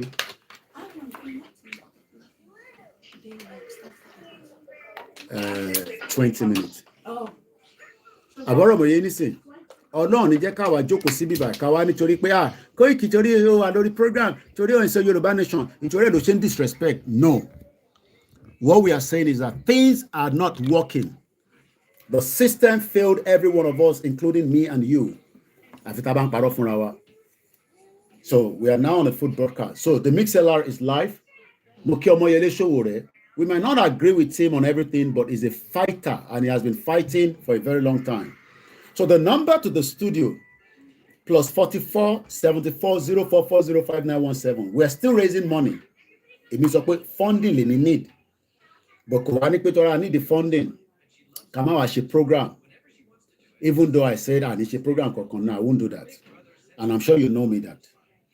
But àwọn grandma kan wá àwọn ní ẹ bá ń wá Koiki mo fẹ́ fún lówó nínú owó pension mi torí pé ó náà wọ́n need the boss mo bẹ̀ yín tabarẹ́ni tó bá rà fún mi I will be happy èmi kúkú fẹ́ fi náà Òṣòdì iṣẹ́ iná la fẹ́ fi ṣe iṣẹ́ Yorùbá Nation iná la fẹ́ fi ṣe iṣẹ́ Koikimedia iná la fẹ́ fi ṣe gbogbo tí à ń sọ pé a need yìí I'm sure you know that it's not for pé a fẹ́ fi tọ́jú àwọn ọmọ Oòduà no.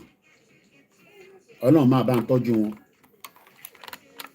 Ọlọ́run máa ṣe kí ni a bá ń tọ́jú wọn a dẹ̀ bá ń tọ́jú ẹ̀yin náà but we need money for the organization which is the reason mo dẹ̀ mọ̀ pé after Christmas ẹ̀yin èèyàn máa respond dáadáa gbogbo ẹ̀yin tẹ́lẹ̀ tí respond náà a dúpẹ́ lọ́wọ́ yín mo ti ní ní kí n dárúkọ yín àní dárúkọ bá wọn máa dúpẹ́ lọ́wọ́ yín so ẹ jẹ́ ká continue lórí Koikimedia Sunday broadcast live náà la ṣe wà.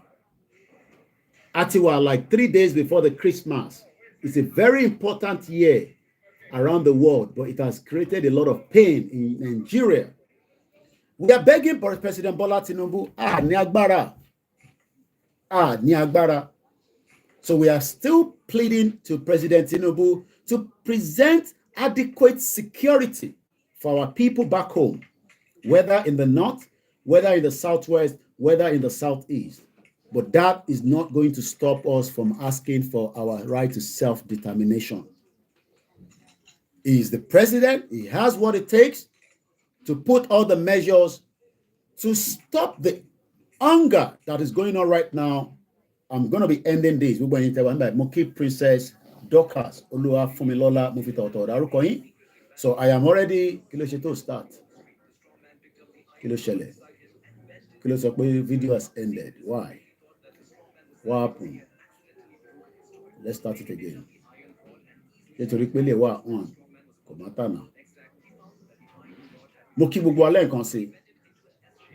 We must do whatever it takes to continue to propagate that Nigeria is not a country that is going to work for anybody. It's not working for me. It's not going to work for you. And the only thing we can do right now is to allow Nigeria to disintegrate. You might not like it. There's no problem. But that is a fact. Because Nigeria has failed us ever since it was put together by Britain. So, the line is open and the number is still the same, the studio number. As we're heading to 2025, which is just around the corner, happy Sunday to you. Thank you, Mr. Peter Sunday. Peter Sunday. Ganyolo Ide Mokea. Let's go back and listen to Igboho again. As Igboho was asking, why are we not going to do anything if people are coming to attack and kill us? Are we going to fold our hands and do nothing? Are we going to allow people to continue to invade us? Look what are the numbers of the invasion. They're coming in, they're coming in, they're coming in, they're coming in. And you want us to keep quiet and say nothing so that we can please who? Who do you want us to please? We must say something. Simple rhyme, okay. So what we are still asking for is not more than our right. And that right, we will exhaust it. Jojo, Babami, Ola Doku, Prince, Stephen, Babati Molobayan. Ejeka body as Oloyegbo. But mo de debe ohun tí mo lọ fún ni pé láti lọ bá wọn ní dáhùn wọn ní mi sí ìjọba mo lọ ń dá sí nǹkan tí ó kàn mí ṣùgbọ́n tó kàn mí mo dá sí lórí ọmọ Yorùbá ni bí ìjọba bá wà tó ṣẹ̀tọ́ tí ò sí ẹ̀tọ́ tó yẹ kó ṣe fún aráàlú tí wọ́n dìbò fún tó jẹjọba lé lórí kí ló máa ṣẹlẹ̀ lóye tíjọba bá wà tí ààbò bá sí fún aráàlú tó olóòṣèjọba lé lórí aráàlú dìde fúnra ẹ̀. Alright, mo ní láti end delay on contradict ẹ má bínú máa end delay because ó ń affect delay kò jẹ́ kí lè go live because wọ́n rí pé the same location ni mo wà so ẹ jẹ́ ká start delay. kì í ṣe pé mo pàṣẹ àbí mo dédé pàṣẹ ó ṣe máa pàṣẹ sọ nǹkan tí ó wá látọkàn mi. Nǹkan tó fa ọ̀rọ̀ yìí ni pé ẹni èwo láti bí ijọ́ mélòó kan sí bí ọ̀sẹ̀ méjì sí nípa ọ̀rọ̀ àwọn Fúlàní tó wà ní gbogbo Bàràpá. kí ló ṣe wọ́n. ẹ wo dókítà wa kí ló ṣe Aborode PhD dókítà ọmọ Yorùbá ó wá lọ kàwé rẹpẹtẹ kàwé tó gboyè ó wá lọ sí lóyìnbó ní àìníye ọdún ó wá dé kówó dé bàbá lọ́ndọ́nà ó wá lọ lu bàbá ẹ̀ ní gangan ó dá lè iṣẹ́ sílẹ̀ àgbàdo ṣèbọ̀rọ̀ oko náà là ń sọ pé tó kó bá pọ̀ ebi ò ní pa àwọn èèyàn wa oríṣiríṣi nǹkan soya beans ó dẹ̀ gba ọmọ wa níbẹ̀ náà pé kọ́ máa bá àwọn ṣiṣẹ́ síbẹ̀rẹ̀ pẹ̀tẹ̀ kò ṣe fọ́rí náà ló lọ kó wá wọ́n dẹ̀ ń bá ṣiṣẹ́ yẹn Fúlàní wa jẹ oko ẹ̀ ẹ̀ wá ní kádàkẹ́ ó wá lọ láti lọ bá àwọn Fúlàní yìí sọ̀rọ̀ láti lọ bá Sẹ́ríkì Fúlàní pé ẹ wá wo ohun tí àwọn ọmọ yín ṣe lórí oko mi kò yẹ kó rí báyìí lórí ilẹ̀ bàbá mi lórí ilẹ̀ bàbá wa wọ́n dẹ̀ dé lókun bẹ́ẹ̀ wọ́n dẹ̀ sàpá wọ́n dẹ̀ pa àìmọye bẹ́ẹ̀ tá a lè morúkọ wọn làwọn Fúlàní yìí bẹ́ lórí tí wọ́n pa wọ́n jí àwọn kan gbé ẹni tó bá gbowó tó kéré lọ́wọ́ rẹ̀ wọ́n gba 7 million torí kíni wọ́n gba 10 million wọ́n gba 11 million lórí ilẹ̀ bàbá wa ọ̀rọ̀ yẹn dùn mí ó bà mí lọ́kàn jẹ́ gan pé tá a bá torí pé tó Ọlọ́run gbà fáwa àwa ará àwọn ọmọ tí tẹ̀lé wa tó ń ṣààbò fún wa àwọn tí ọ̀lẹ́ni tí ó tẹ̀lé wọn kọ́ ìdí nìyí tó mú mi lọ síbẹ̀ yìí ìgbà tí mo dẹ̀ débẹ̀ ohun tí mo lọ fún ni pé láti lọ bá láti pé gbogbo tí ń ṣẹlẹ̀ yìí lórí ilẹ̀ wa sódà ẹ ti ń gbé pẹ̀lú wa àbáyín jà ṣe nǹkan jàgá fún yín ọ̀rẹ́ ni mò ń bá Sẹ́ríkì sọ̀rọ̀ wọ́n dẹ̀ ti sáré yọ̀bọ̀n kí ló dé mo gba ìbọn yẹn lọ́wọ́ ìkan ọ̀rọ̀ yóò ti tó ìbọn ẹ má yọ̀bọ̀n kejì tún yọ ìbọn mi ẹ má yọ̀bọ̀n ìyẹn ti ẹ̀yìn ẹ bá wo fídíò yẹn bó yìnbọn yẹn sí olóye tó bá jẹ́ pé olóye òun ṣe tọ́lọ̀ ń dání ìbọn yẹn lè pa. ẹ bá gbọ́ fídíò pé ìbọn bẹ̀rẹ̀ sí dáhùn bẹ́ẹ̀ wọ́n yìnbọn sí mi ń bẹ̀. àwa kọ́ la yìnbọn àwọn ló yìnbọn. ìbájà wa ẹ̀yìn pípò yìí tí bá bájà wa ẹ̀ ní dúró. tẹ́ ẹ bá ti wá lè wá àtúnṣe sí ọ̀rọ̀ jíjí àti pípa àwọn ẹ̀gbọ́n wa àwọn àti wa àwọn bọ̀dá àwọn bàbá mi tẹ́ ìdíwọ́ lo ọmọ yìí o. ó bá sàkẹ́ forílẹ̀ bàbá wa lẹ̀ ọ̀rọ̀ bá ń fa yìí sọ̀rọ̀ ẹ̀sìn tó fẹ́ ọ̀rọ̀ ẹ̀sìn báwo kí ni kàn pẹ̀lú ẹja àwọn ẹgbẹ́ wọn fẹ́ pa àwọn mùsùlùmí kí ni kàn pẹ̀lú mùsùlùmí kí ni kàn pẹ̀lú kírísítẹ́nì wọn bá yẹn. ń fa yìí èmi ò ní ìdí kẹta aláfíà Yorùbá ni wọn kì í fẹ́ kankan bẹ́ẹ̀ wọ́n ń dúnkokò tó pọ̀ jù wọ́n ń dúnkokò àwọn tó ń dúnkokò dẹ̀ mọ̀ táwọn tí ń dúnkokò náà mọ̀ báwọn ń dúnkokò mọ́ mi ṣùgbọ́n. ok àtúndẹ̀ tó fi pè wá wọlé ẹ pè wọlé ẹlẹ́ni program Sunday program ní a máa fi ṣe pé kẹ́ pè wọlé ni ọjọ́ ká sáré gbé kọ́ọ̀lù yẹn mo kí gbogbo ẹ̀yin yan wa ẹ̀yẹ lólùfẹ́ Koikimedia bàbá lẹ́kìtì ló ń pè bàbá lẹ́kìtì bàbá mi dáadáa mo máa ń gbádùn yẹn Ọlọ́run bá ń dúró tì ẹ jẹ́ kó ṣàdúrà fún yín Ọlọ́run bá ń dúró tì yín ṣé ń gbọ́ mi ẹ jẹ́ yọ kúrò jọ speaker a máa disturb wa bàbá mi lẹ́kìtì Ọlọ́run bá ń dúró tì yín àdúrà yẹn a máa gbà mo ní iṣẹ́ gbogbo ògbà tí àwọn èèyàn bá ń gbọ́ Koikimedia bẹ́ẹ̀ bá ṣe ń fèmí ní £10 ẹ máa fún bàbá Èkìtì £15 mo fi gbogbo onú sọ bẹ́ẹ̀ wàláì kò ń ṣe pé torí pé mo rí wọn bẹ́ẹ̀ mi bá wà nílé mi máa béèrè owó gidi ni torí ẹni wà Nàìjíríà lọ́wọ́ ẹ̀ tó ṣiṣẹ́ mídíà tó gbójú ẹ̀ síta kò sá kúrò níbi tó wà Ọlọ́run àdàbà dúró tì yín gbogbo àwọn tó bá ń dẹ́rù bà wá Ọlọ́run á dẹ́rù bà wọ́n bàbá lẹ́kìtì ẹ̀yin lẹ́ lẹ́tọ̀ gbàtẹ́ bá fẹ́ máa lọ ní kẹ́sà sọ pé ẹ ti fẹ́ máa lọ ẹ máa sọ̀rọ̀ lọ àwọn èèyàn gbọ́ yín máa fi yín sí spíkà ẹ ní láti bí mi pé ṣé mò ń gbọ́ yín àwọn èèyàn gbọ́ yín torí a fẹ́ gbọ́ yín dáadáa ẹ gbóhùn sókè sà. ẹ ṣé bàbá mi mo kí Yorùbá ẹ jẹ́ kí n kọ́kọ́ béèrè pé ṣé ìgbé ayé tá à ń gbé ìjó tẹ́ wa lọ́rùn most especially àwa tá a wà ń lé ajá wa lẹ́ni lẹ́yìn akọ̀ aláàfẹ́ pọ̀ bọ̀ ajá wa lẹ́ni lẹ́yìn o akọ̀ aláàfẹ́ pọ̀ bọ̀ àwọn tó ń pera wọn ní àwọn àgbààgbà ilẹ̀ Yorùbá ìfẹ́ Yorùbá ò sí lọ́kàn wọn ẹnu tèmi gbà láti sọ o ṣẹ̀gbọ́n mi ní ti máa ń sọ tipẹ́tipẹ́ pé ọ̀rọ̀ Yorùbá tó wà lẹ́yìn ẹni máa kú pàlẹ́ ẹni máa pa ni tó bá dé pé àwọn àgbààgbà ilẹ̀ Yorùbá kúkú fẹ́ pa gbogbo wa tán kókó wa lọ́wọ́ Fúlàní because wọ́n fi Yorùbá mẹ́kì owó ni wọ́n àdẹ̀jà fún Yorùbá mo sọ nínú ètò mi tí mo ṣe láàárọ̀ yìí in 1998 nínú àkáǹtì Ọbásanjọ́ 26,000 naira ní bàbá barista Fẹ́mi Fálànà ni ó wà nínú àkáǹtì ní First Bank ní Maryland but today Ọbásanjọ́ ní nígbà tá máa rèétẹ̀ $18 billion wọ́n gbéjọba fún torí pé he was a Yorùbá man nígbà tí Abíọ́lá kú tán Yorùbá máa ní Ẹ̀gbá máa ní pé kí ìran Yorùbá má bàa jà wọ́n gbé ìjọba fún Ọbásanjọ́ èrè wo la jẹ nídìí Ọbásanjọ́ àti Yorùbá máa àwọn tá à ń pè ní kábíyèsí wa ló lọ ń kí àwọn tó ń pa wá kiri ìdó ẹ ti wá rí àjẹ́ndà tó gbé jáde náà Sharia law ó fẹ́ bẹ̀rẹ̀ ní ìná ilẹ̀ Yorùbá ìbéèrè tí mo wá ń bí gbogbo ọmọ Yorùbá rèé ká lè mọ̀ pé iṣẹ́ ń bẹ lọ́wọ́ wa láti ṣe dandan lówó orí o ọ̀rọ̀ yẹn láṣọ ọ̀bọ́ra ó tó pè ní òmìnira wáyé dandan ni ṣé ẹ̀sìn mùsùlùmí ṣe èdè ilẹ̀ Yorùbá ni that want to make them introduce Sharia law now it is agenda of Fulani ẹ má gbàgbé láti ilẹ̀ wá tí àwọn Fúlàní bá fẹ́ dì pẹ̀lú Yorùbá ẹgbẹ́ wa náà máa lò àwọn olórí burúkú àgbà ìyà kan náà máa lò láti ba ìran wọn jẹ́ ẹ má gbàgbé nígbà yí Awólọ́wọ̀ Ọbásanjọ́ iná lò kí Awólọ́wọ̀ má bàa rí iṣẹ́ yẹn jẹ́ Ọbásanjọ́ iná náà tún lò. à ń gbádùn yín bàbá mi lẹ́kìtì à ń gbádùn yín dáadáa ẹ máa sọ̀rọ̀ lọ à ń gbádùn yín sà.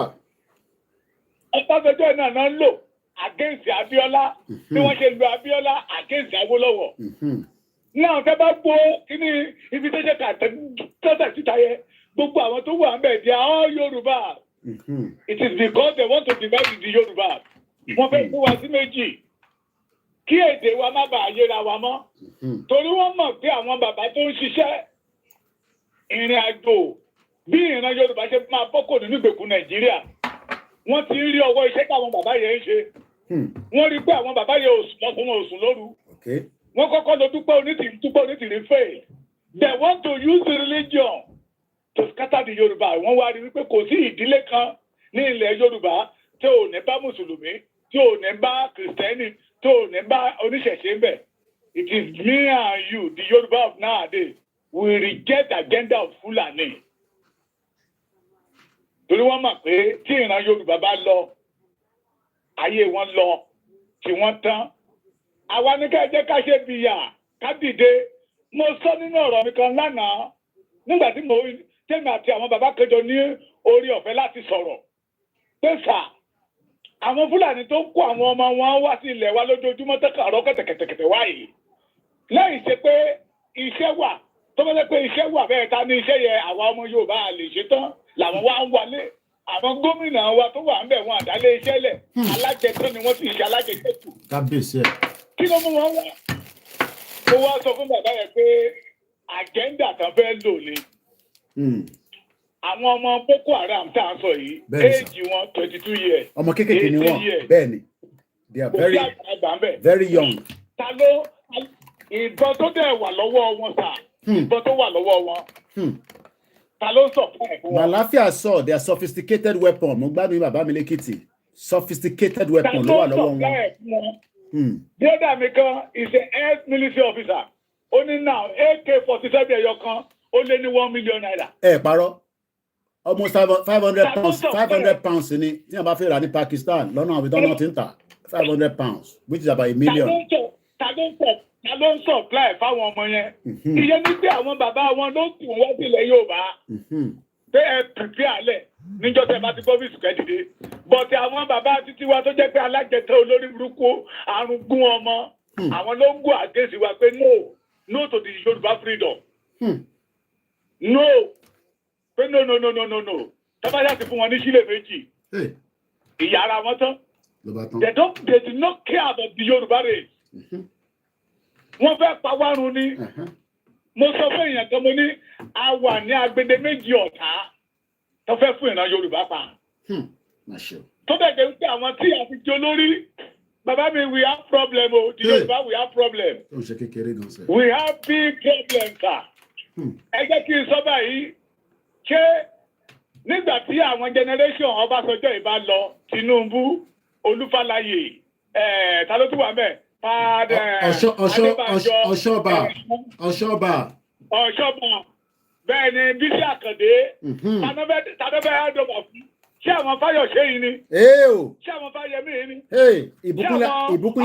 Ìbúkúnlé Amósùn olè ṣé àwọn Dàpọ̀ Ìbíkúnlé àbíkílẹ̀ ń pè ṣé àwọn bá òye bá ń jí Èkìtì mìíràn yìí ni ṣé àwọn Ṣèyí Mákindé yìí ni the notorious armed robbers the notorious armed robbers kí ìfẹ́ Yorùbá kankan òsì lẹ́nu lẹ́yìn lé wọn lẹ́kìtì wa mí bàbá mi kí Fáyẹmí tó lọ ó ní Èkìtì international cargo airline báwo ni ṣe ń pè é àìkú ìbò lójú àjẹmí o mo rántí ó ṣí a budget of 90 billion naira ó lóun ti parí ẹ̀ láti gbà tó ti lọ plane ẹyọkọ ò bá lẹ̀ ń bẹ̀ rí. or they employ anybody síbẹ̀ kó ṣiṣẹ́ bẹ̀.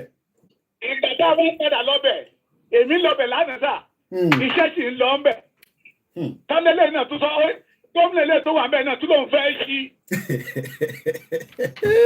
ìmọ̀ ìpínlẹ̀ láti tó ti ṣí pọ́jẹ́ẹ̀tì tí wọn ò parí. níbo ló ti máa parí ẹ̀. lẹ́gbẹ̀ẹ́ wọ́pì Èkìtì ò ní bí ápọ̀tù kí ẹ má jà tọ́ra wa jẹ́. Ọgbọ́n àti jẹni olè ni wọ́n. So nígbà táwọn bàbá yẹn bá lọ ṣé àwọn notorious armed robbers yẹn náà láti pé they are our leader in politics. It is better for us to fight for our freedom.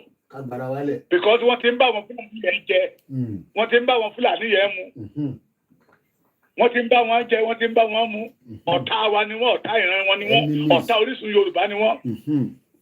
Àwa ni ayé wọn ṣe pàtàkì lójú wa. Torí àá lọ tò sínú oòrùn because of them. Mo kẹ́ ẹ̀dọ̀ woman too. Àá lọ tò sínú òjò.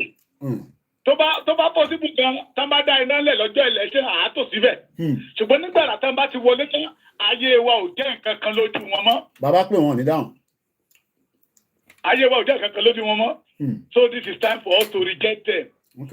Èṣù ni wọ́n, ìkà ni wọ́n, ọ̀dàlẹ̀ ni wọ́n. Wọn ò níran Yorùbá bó ti wò ó mọ́. Wọn ò nífẹ̀ẹ́ Yorùbá bó ti wù kó mọ́.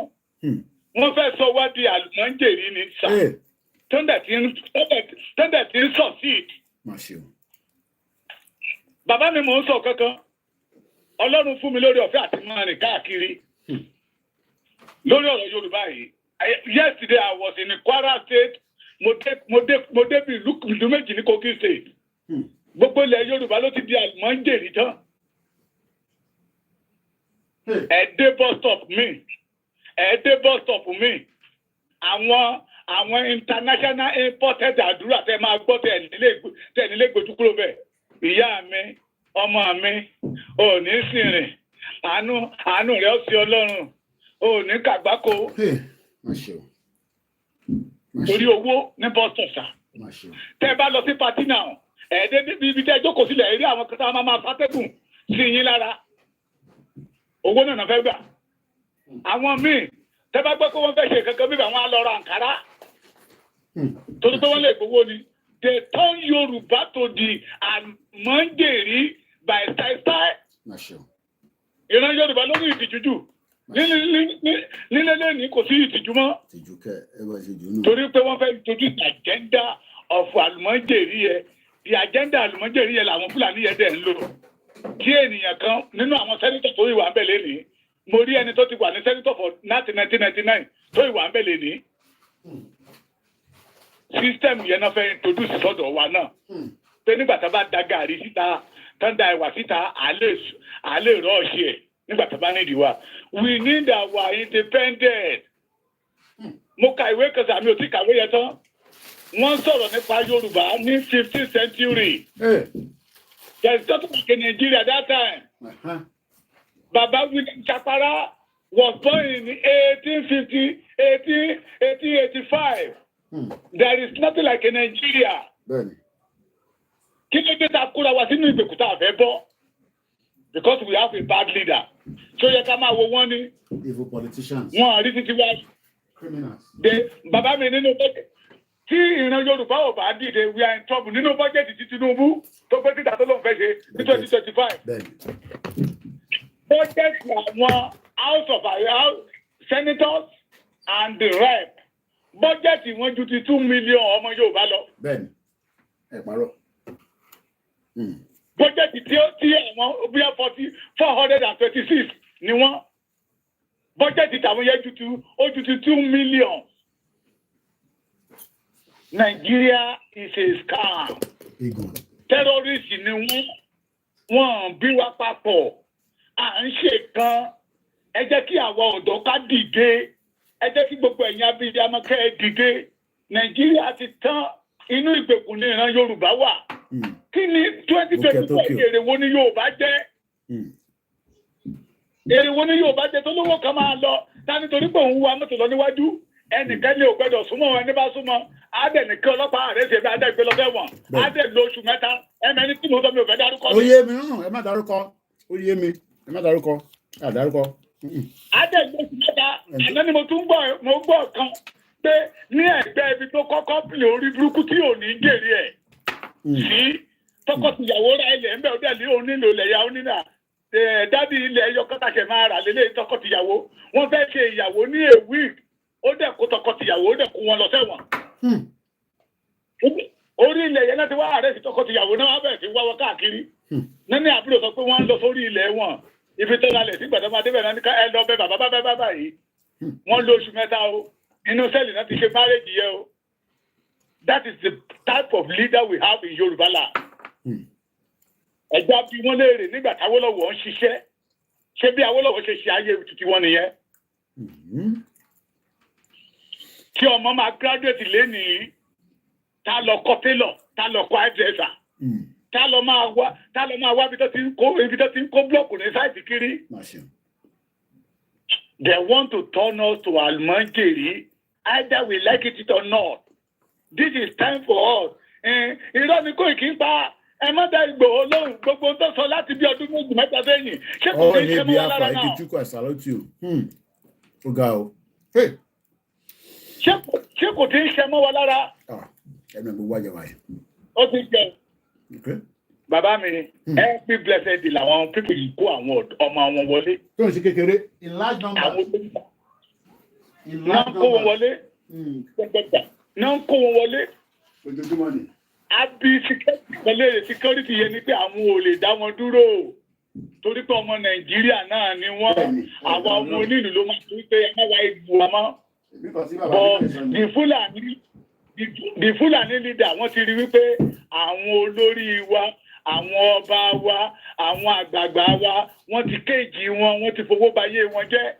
Wọn ò lè sọ̀rọ̀ mọ́. Wọ́n ti compromise wa. Ti today sir, mo ṣì ń wá gbogbo inú pépà káàkiri. Over 29,000 tọ́pa nígbà Buhari. Mi ò rí àgbààgbà ilẹ̀ Yorùbá kan kó kọ̀ndẹ́mù ẹ̀. Kọ̀ndẹ́mù ẹ̀. The next thing máa rí ní ọ̀nà òfin gbẹ̀gbẹ́ra tó lọ ṣe ká ẹ̀pẹ́. Tí Buhari tẹ́ ẹ ṣeun bàbá o. Fún 29,000 ọmọ Yorùbá tẹ́ ẹ pa.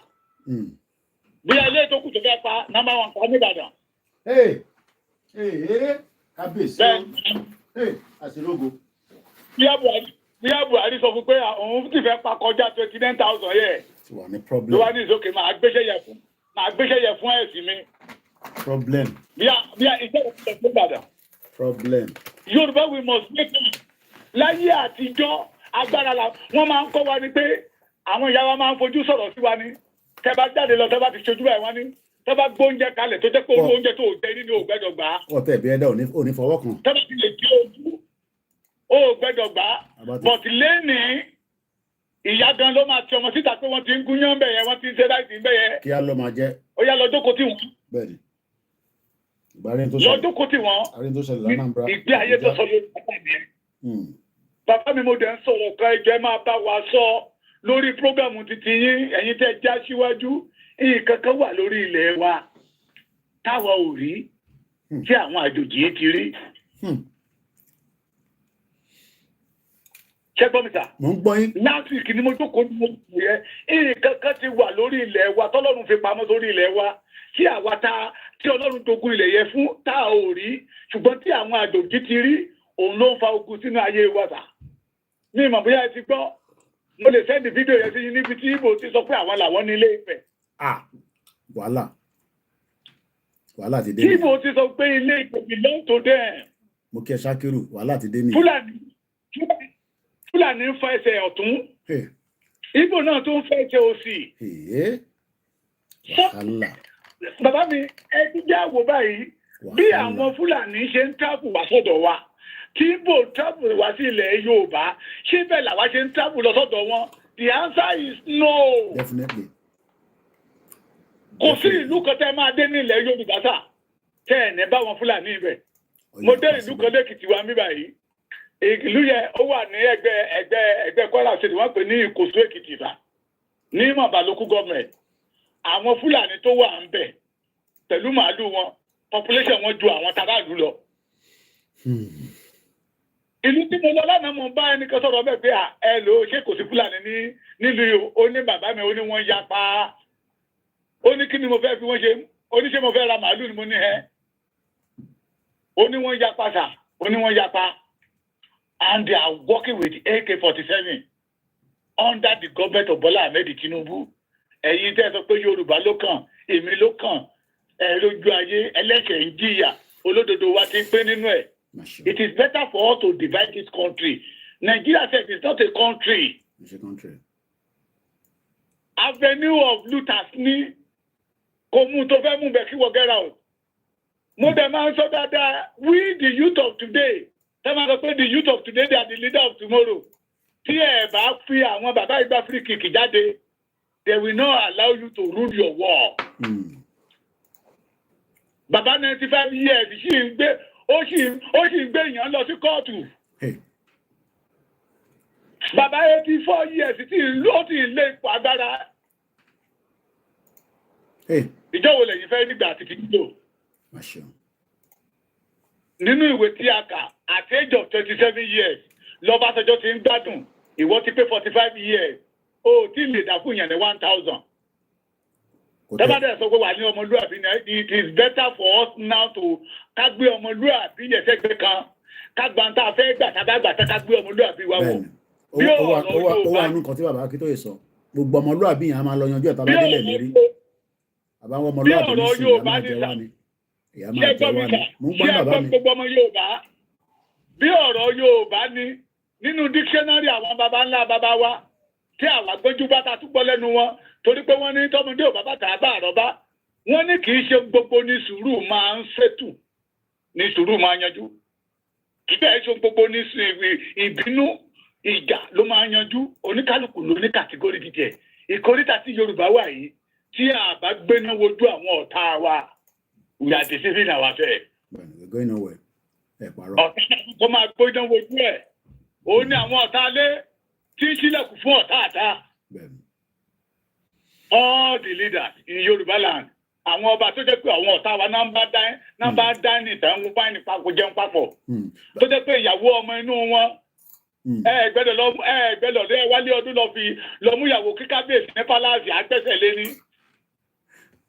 Bàbá mi mo fẹ́ kẹ́ bá mi gbẹ́nu lé ṣàríà tọ́nà fẹ́ dálẹ̀ sí Ìbàdàn àbí Ọ̀yọ́ ní January 11 tó ti ń súnmọ́ bọ̀ yìí kí lẹ́yìn rí sí bàbá mi lé kọ́ mo tí rò pé gbọ́ mo tí rò pé wẹ́ẹ́ tí ṣe mo tí gbọ́ program ilé lórí ẹ̀. Ibẹ̀ náà ni mo ti bẹ̀rẹ̀ bàbá mi it is a Fulani agenda to divide the Yorùbá láti lè ráyè wọlé sí wa lára. Àbí ẹgbà tí mo lọ change lókè. We don't need Sharia. Mo béèrè question kan sà ṣé Mùsùlùmí ṣe dé ilẹ̀ Yorùbá ni? Tọ́jà fẹ́ introduce Sharia. Wọ́n wá rí wípé Yorùbá ṣàṣà ìdílé ẹbí lẹ máa dé tẹ̀ ní báyìí sí mẹ́tẹ̀ẹ̀ta tí wọ́n wá dá wàhálà alẹ̀ tí wọ́n wá fi ẹ̀sìn dá wàhálà alẹ̀ láàrin wa àwa di ọ̀tá ara wa nígbọ́ra wáyé. That is why I say we must say no. Iṣẹ́ owó àwọn Fúlàní ni. Bàbá mi gbogbo wa la rí nígbà tí olú gbogbo tó lùwọ́ ṣe yẹ ṣe iṣẹ́ kẹ̀dẹ̀dẹ̀ rí gbogbo ṣàdédé ń ṣe ni. Ìhà ọ̀fọ̀kọ̀. Gbogbo wa la rí nígbà tó pé àwọn Lebanese wọlé pẹ̀lú AK-47. Iṣẹ́ owó àwọn àlùmọ́ńjẹ̀ yìí ni. They want to use it to destroy the Yoruba land. Àti Mùsùlùmí àti Kìrìsìtẹ́nì àtàláwo agbẹ́dọ̀ dìde ká condemn pé we don't want Sharia law in our land. Àjòjì òfin ni à ń fẹ́. Torí wọ́n fẹ́ fi skátà ìran Yorùbá ni. Wọ́n ò fẹ́ kí ẹnu wa ó kò mọ́. Wọ́n ò fẹ́. Gbogbo àwọn tó ṣe pìtìpìtì tó wà ní díẹ̀ tẹ́ bá wá díẹ̀ dáadáa, wọ́n ti gbowó lọ́wọ́ àwọn ará bíbà yìí. Wọ́n ti gbowó. Wọ́n fi Yorùbá ń gbowó ní. Ọjọ́ ọ̀la wọn gan wọn kò sí tó kò wọ́n pẹ̀lú ọjọ́ ọ̀la èyí nìkan náà mọ̀. Ṣé rí àwa tá a ní ọjọ́ ọ̀la tí a bá tètè ká dìde? If you call yourself a Muslim, a Sharia law, ìkan nínú òpó ẹ̀sìn Ìsìlámù ni, I pity you. Bàbá mi ṣe ń gbọ́ mi dáadáa, ṣé ọmọ Yorùbá ń gbọ́ mi? Loud and clear, wọ́n ń gbọ́ yín, mo ní mo fẹ́ interrupt yín, à ń gbọ́ yín. Mo gbé ní Ìjẹ̀ṣà Tẹ̀dó ní Sùúrùlérè. Mo gbé ní Mushin. Ṣé gbọ́ mi sà? Loud and clear. Mo gbé ní Àgùdà. Àdúgbò mi nìyẹn. Mo tún gbé ní Ìkọ̀tún Ègbè. Ṣé gbọ́ mi? Mo lórí ọ̀fẹ́ àti ṣiṣẹ́ ní Ìkẹjà dáadáa. Mo dẹ̀ tún rìn mọ́ Agége dáadáa.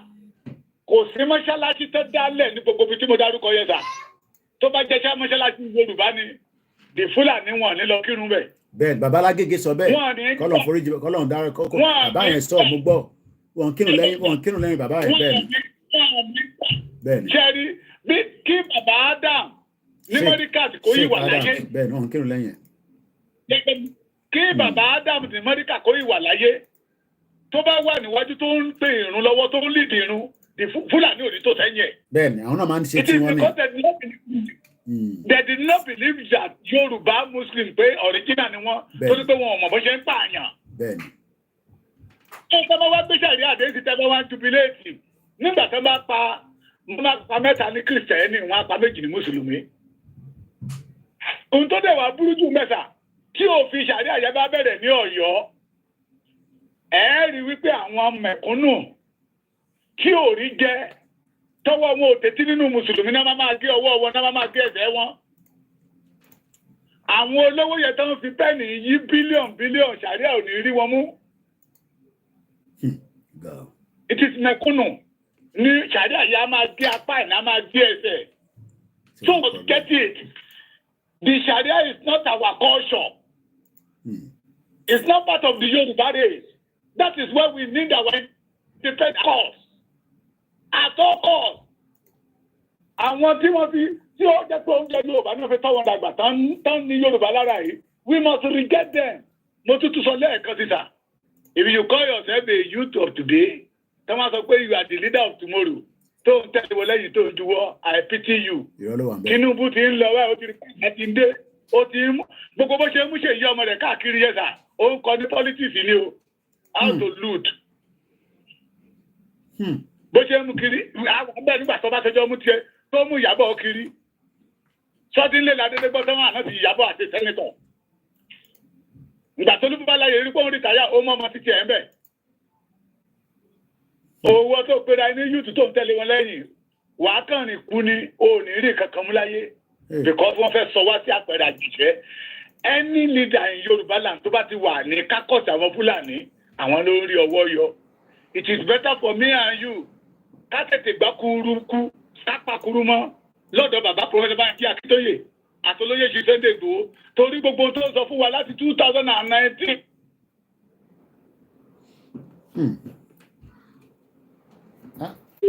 Ok, ọ̀rọ̀ àpòjọ àwọn pé bàbá lẹ́kìtì lórí nọ́mbà ni. Ọ̀rọ̀ là ń gbọ́ lẹ́nu bàbá lẹ́kìtì yìí o níjọ́ Sunday ní 22 ọjọ́ kejìlá oṣù kejìlá ọdún 2024.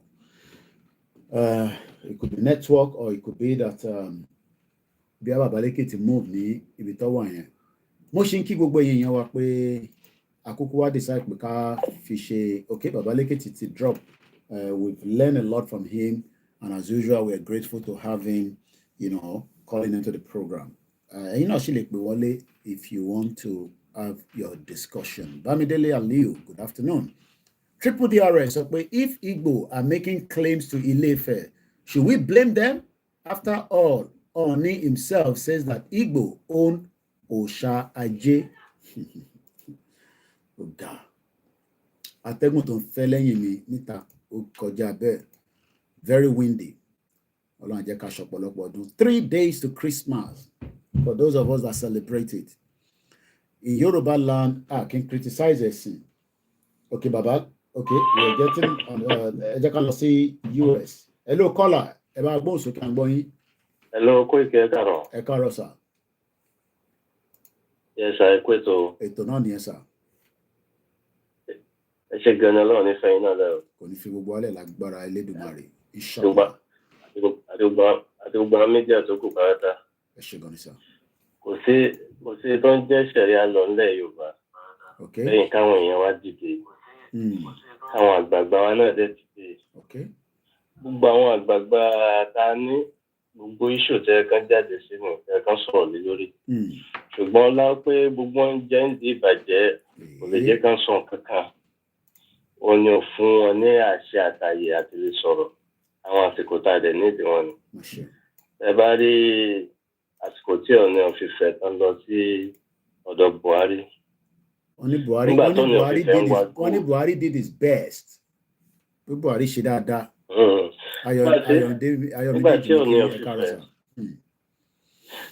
Nígbà tí Ọọ̀ni of Ifẹ̀ ń wá gòtì ní Ifẹ̀. Àmà evidence tẹ́ ń sọ yẹn, ẹ má jẹ́ ká má sọ yẹn.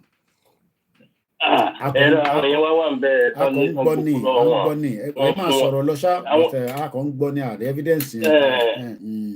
Àwọn èèyàn mi wà ń bẹ̀ tán gba oko lọ́wọ́ wọn léè tán fún wọn nídìí kaṣú kọ̀ọ̀kan bí afẹ́ 500 náà fún wọn gbà yẹn tán fi ń wa góòdù ń bẹ̀. Despite gbogbo tán wà ń bẹ̀ gbogbo tí wọ́n rí ń lòlú yẹn téèyàn bá jẹ́ ní tó nítẹ́lọ́rùn kí ni Ọọ̀ni of Ifẹ̀ tó ń wá lọ sọ́dọ̀ Buhari Ọ̀túnbàjò wà ń bẹ̀ ìdílé tí wọ́n lọ sọ́dọ̀ Ọ̀túnbàjò ọmọ Yorùbá lọ Ọ̀túnbàjò báyìí sí ni. Wọ́n lọ kí ni former president ó lọ kí ni former president. Ó yẹ kó lọ kí Ọ̀túnbàjò náà. Wọ́n ṣì ń plan yẹn lọ́wọ́ ẹ̀mọ̀ Ọ̀túnbàjò àdúgbò lòún wà kábíyèsí kọ́kọ́ lọ sí tó jìn. Ṣẹ̀rí nǹkan báyẹn. So ara ìwà àìnífẹ̀ẹ́ ọmọ ìlú wọn nínú onítàn tó bá wọn débẹ̀. So ṣé wọ́n ń jà fún 2027 ní ká sọ́ǹtẹ̀ ni. Wọ́n ti sọ yẹn wọ́kàn náà lọ kí Buhari ni Buhari is the best. Ìyá mi títí lọ́lá ṣọmọ kí ìyàwó Grace Solution Therapy Sunday. Wọ́n náà lọ kí Buhari ni wọ́n ti sọ pé ó ní í ṣe pẹ̀lú 2027. Àwa kọ̀ mọ̀ pé 2027 ti ń súnmọ́. Ẹ̀wọ̀n ní sọ ó ti ń súnmọ́ kò sí ilẹ̀ fẹ́ kan sọ fún yín tó bá sọ fún yín náà lẹ́gbàá bọ̀dá bá ní káàró bó ṣe yẹ kó lọ àmọ́ pé kò ráìtì pẹ̀lú orin ìtọ́rin yẹn lè tó jásí pé wọn ní tarawa wọn nínú orí àpèrè tán dẹ̀ wà yẹn torí wa náà ṣe wà ń bẹ̀ tó tá bá ṣe dáa tí wọn ṣe dáa orí ibi tán wà yẹn àpèrè yẹn máa bí ẹnì kọ̀ọ̀kan wọn léèrè include gbogbo àwọn tó pera wọn lágbàgbà so àwọn tá a jẹ́ YouTube ni mo fẹ́ ká dìde ká rorí ká mọ bí tá à ń lọ àwọn tó kúnjẹ táǹsì àwọn yẹn ti lọ. mo àtẹ̀rí àwọn fídíò yẹn nísìnyí wà ó báyọ̀ nínú jẹ́ gan-an ẹ mọ̀ páàrí fídíò bí àwọ̀ tẹ̀ jẹ́ kí fídíò jáde tẹ́lẹ̀ ni fídíò ṣẹ̀ ń jáde ní bí ọjọ́ mẹ́ta ní sí ẹ̀ṣẹ̀ ní fídíò láàárọ̀ yìí.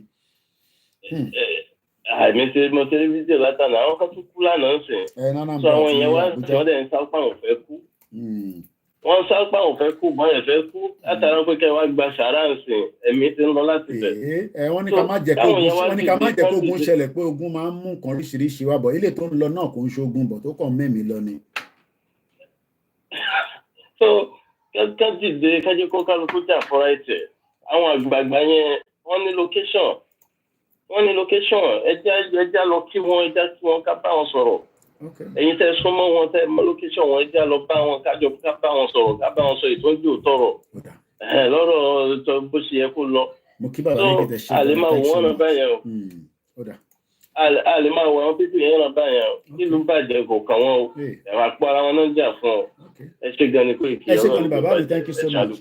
The good news path to prosperity ẹ pè wọlé ẹ̀yin èèyàn wa ẹ pè wọlé bàbá lẹ́kìtì kan sí ni sọ ti wọlé padà ẹ lọ bàbá mi lẹ́kìtì.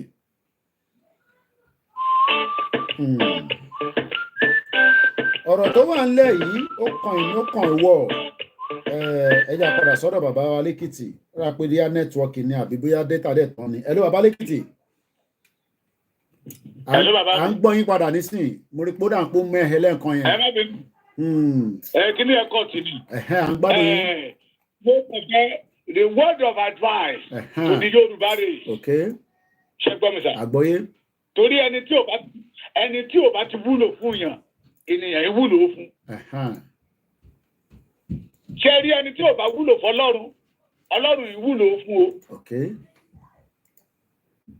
àwọn bàbá wa ẹ̀dá ni wọ́n bá bí ọmọ tọ́mọ Yorùbá wúlò fún wọn wọ́n máa ń pàtì ni. ẹgbẹ́ olóyìnbó tòde òní tọ́mọ Yorùbá wúlò fún ẹlẹ́ẹ̀dì sóònù ẹ̀. náà àwọn kan wà tí ìran Yorùbá ń ṣe tí bóyá torí pé àsọ fún wọn pé nǹkan ṣe ò dáa ní òjẹ́ kọ́mọ̀ kankan ṣe nǹkan ṣe ò dáa. ṣe rí àwọn ọmọ tó wà láti Ìlọrin àti Kogi. We the Yoruba must deal with them. Àwọn bíi Adébáyọ̀ Sàlámì. Àwọn bíi Yínká Pẹ́tì. Fẹ́mi Adébáyọ̀ tó máa ṣe fíìmù síta tẹ́yìn ọmọ Yorùbá lọ máa fowó wò ó. Fúlàní ni wọ́n náà. They Fúlàní. Tí Fúlàní bá ka population Nàìjíríà in Nigeria law today wọ́n kà wọ́n máa Fúlàní ni. Àwọn bíi Kọ̀lítì bíi Pasuma. Orú máa yìí kí ló Adéyanjú tó lóun lọ́jà yìí. Dèjádé yanjú. Dèjádé yanjú ṣe Fúlàní máa in Nigeria law. Ṣé ìran Fúlàní jẹ́ Dèjì Adéyanjú rí àbí wọ́n jẹ́ Adébáyọ̀ àbí wọ́n jẹ́ Fẹ́mi? We must deal with them. Bí yàtọ̀ bá dín pẹ̀lú wọn kí ilẹ̀ Yorùbá ò ṣe é gbé fún wọn wọ́n á mọ̀ pé wọ́n máa padà wálé wọ́n á jà fún ẹ̀tọ́ wọn. Maybe I belong to the Yoruba, not the Fulani. Kọ́má ìṣẹ́jú síta ẹlọ́mọ kówó rẹ̀ àwọn ọmọ ẹgbẹ́ síta òun ti pa 260 million. Kò ṣe lọ ṣe fún àwọn Fúlàní. Mo ṣe sọ sí fún Kádélé náà ní ìjẹta kọ́ mo ṣe sọ fún Akíndélé. Kò ṣe lọ ṣe fíìmù yẹn lọ́dọ̀ àwọn Fúlàní gbà. Wọ́n jẹ wá níyàwó tún fọ̀dọ̀ wọ́n tún fi àwọn ọmọ wa kàn wá lójú. It is better for us to think twice. Acting deep. Tí Olúfẹ́mi Adébáyọ̀ ò bá lè ṣe fíìmù pé they belong to the Yorùbás. Tí Kọ̀lítì ò bá lè sọ̀rọ̀. Tí Pasuma ò bá lè sọ̀rọ̀ àwọn ọmọ Ìgbómìnà. Àwọn ọmọ Ẹ̀kànmẹ́gẹ́. Àwọn ọmọ Okun ní Kogi. In Kwara State, Yorùbá control 12 states, 12 local government out of 16. We have 6 local government in Kogi. Wọ́n kó gbogbo wọn lọ, ó dọ̀dọ̀ Fúlàní. It is because they want to reduce the population of the Yorùbás. Àwọn ìyá bẹ̀ ṣe fíìmù àwa máa wò ó mélòó nínú wọn ni fíìmù tó ń ṣe ni Fúlàní ń wò. Ó kí bẹ́tẹ̀ tí fi ìyàyẹ jẹ wá àwa tó di onílágbẹ́dọ̀ kọ́. Mo kàwé kan ní àná náà again. Fọ́nmá nígbà tí mò ń ka ìwé yẹn tí mò ń wo àwọn fọ́nmá chairman Arewa forum mo wá rí Sunday Awoniyi ń bẹ̀. Mo ní ṣé àwọn Fúlàní náà tó ń jẹ́ Awoniyi ni. It is because àwọn bàbá wa gbà sára torí pé wọ́n ti rí owó gbà àwa tó dé òní tá a fẹ́ kí a ò fẹ́ kí ọ̀ríjì wa parun àwọn nǹkan tó yẹ ká kíìtì lórí ẹ̀ nìyẹn. Olú Adébáyọ̀ Sàlámì yẹ ká lé padà ká lè sí Kwara káwọn ọmọ Kwara ẹ̀ àwọn Fúlàní ẹ̀kọ́ ló máa bá wọn fíìmù wọn. Lẹ́yìn ilẹ̀ Yorùbá náà tó bíbá if you cannot fight for the Yorùbá náà rẹ̀ ní láti wúlò fún yín mọ́. Because àwa là ń empower wọn tó bá ti ṣe fíìmù. Yes. Àwa là ń empower wọn. Mo sì sọ nínú program mo ní kódà mo dárúkọ gbogbo àwọn olórin táyì náà sọ yẹn pé in the new year orin self determination lẹ kó jẹ́ priority wọn bá ṣe máa kúrò ní Nàìjíríà anything less than that is a waste of time. Ẹ máa gbọ́ ní last month mo travel lọ sílùú ọ̀dọ̀ mi mo wá ń sọ̀rọ̀ Yorùbá nation sí fún ìyá mi kan ó wá ní àwọn yẹn ló ń fún wa lóúnjẹ ṣé bí ò ní pa wá mo ní kò rí bẹ́ẹ̀ máa o mo ló máa dùn mí mo ní mi ò lépo ní mọ́tò mo ní mbà tẹ́ gbé yín rìnrìn àjò màmá yẹn ó lọ gbé mọ́tò ẹ̀ wá ni mà bàbá mi àwa jọ rìn lọ sí ilẹ̀ Yorùbá tó ti ń ṣe ata táwọn Fúlàní wá rí pàkéjì fún wa tòmátò wọ́n pè ìlú kẹlẹ́kìtì níbà ìlú méjì Ìṣẹ̀ Èkìtì àti Èmùrè wọn àníṣẹ́ méjì tá ń gbé níbi tó ń ṣe bẹ́ẹ̀ ni wọ́támẹ́lọ̀ àwọn Fúlàní ló máa lọ́ọ́ rà lọ́wọ́ wọn sáré pàkéjì wa wọ́n wá kó wá sí Ìbàdàn wọ́n wá kó wá sẹ́kọ̀ọ́.